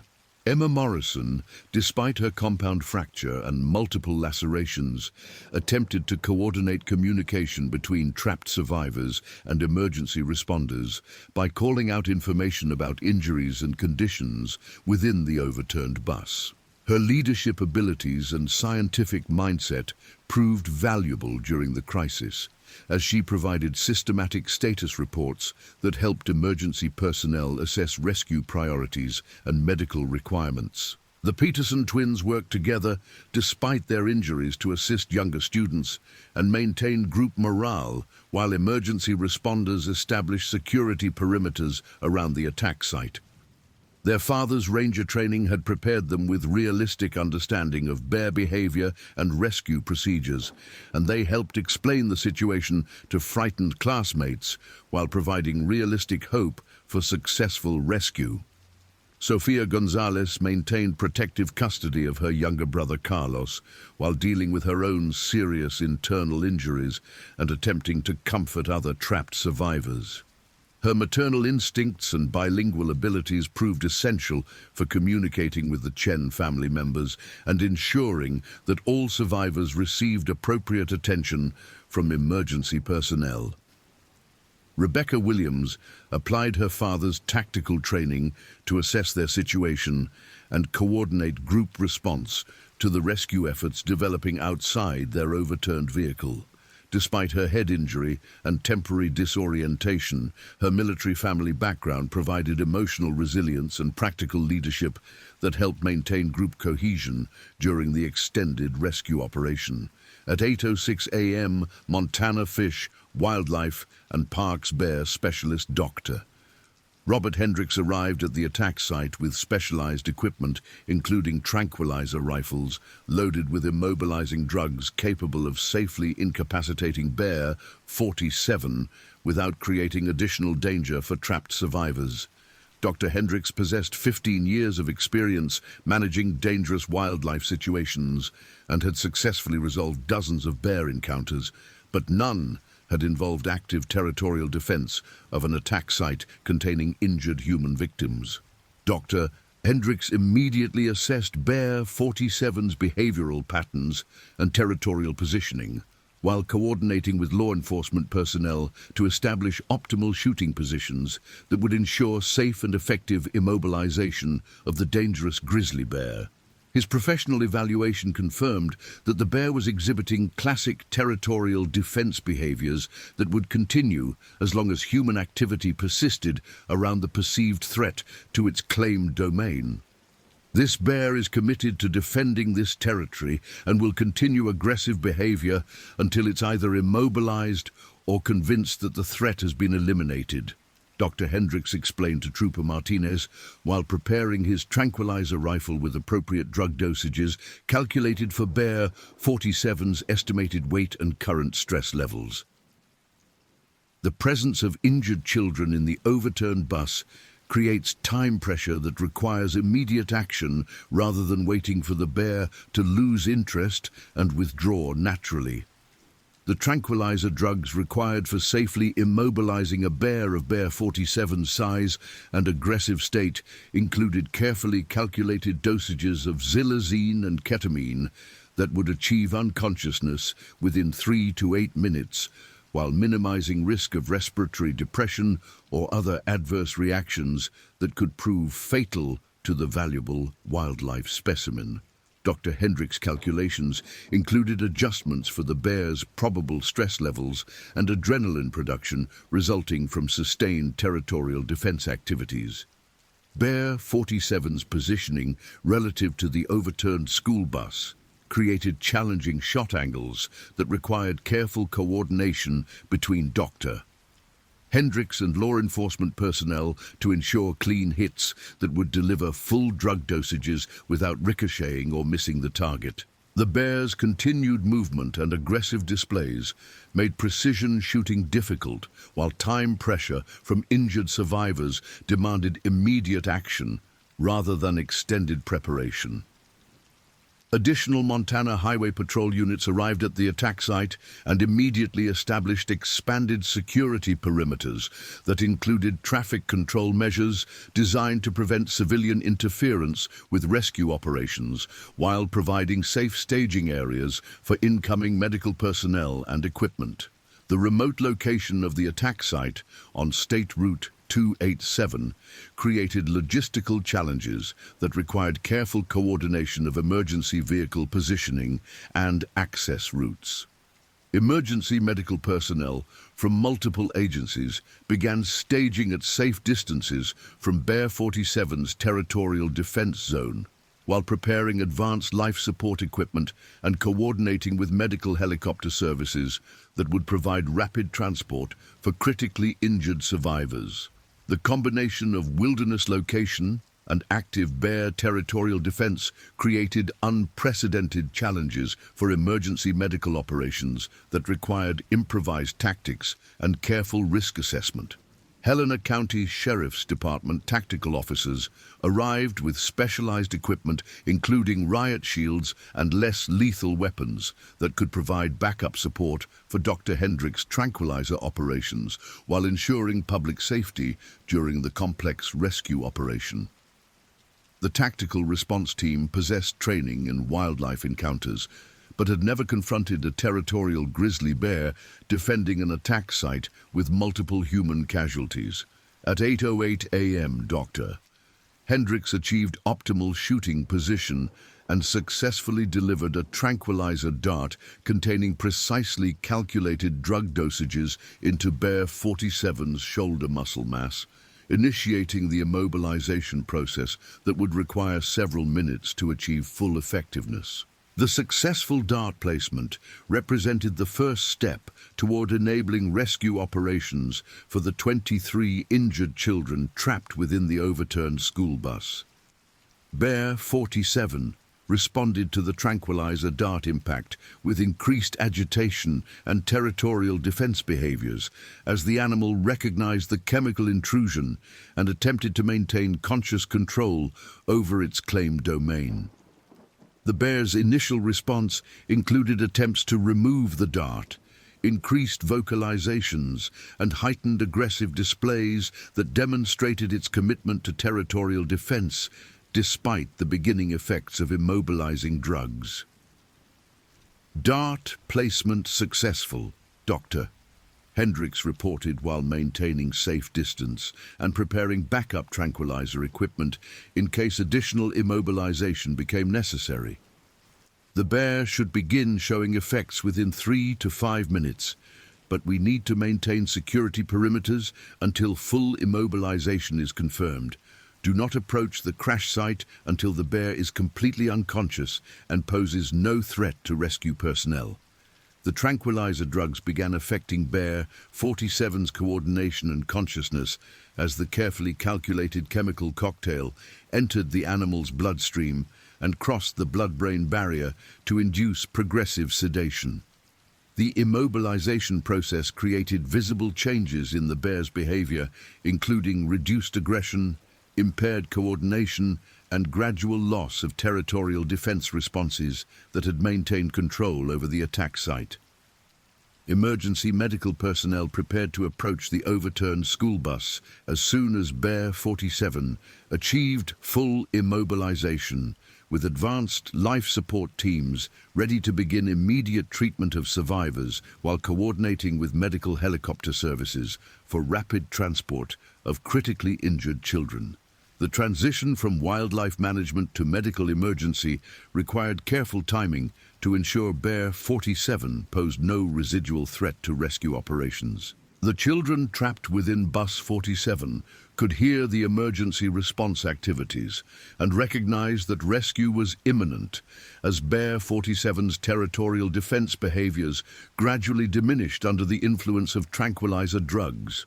Their calls for help continued with increasing hope as they understood that professional medical assistance would soon be available despite their serious injuries and the traumatic circumstances of their entrapment.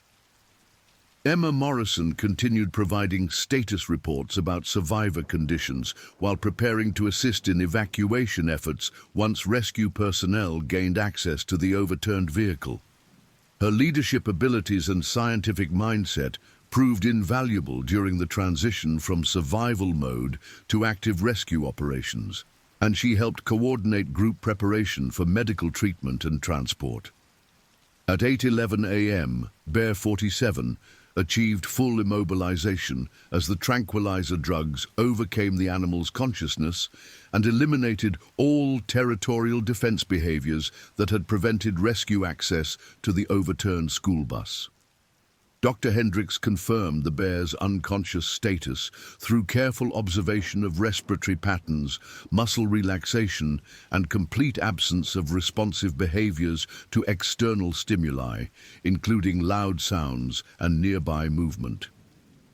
Bear is fully immobilized and poses no immediate threat to rescue operations, Doctor, Hendricks announced, while continuing to monitor Bear 47's vital signs and preparing reversal drugs that could restore consciousness if medical complications developed during the extended immobilization period.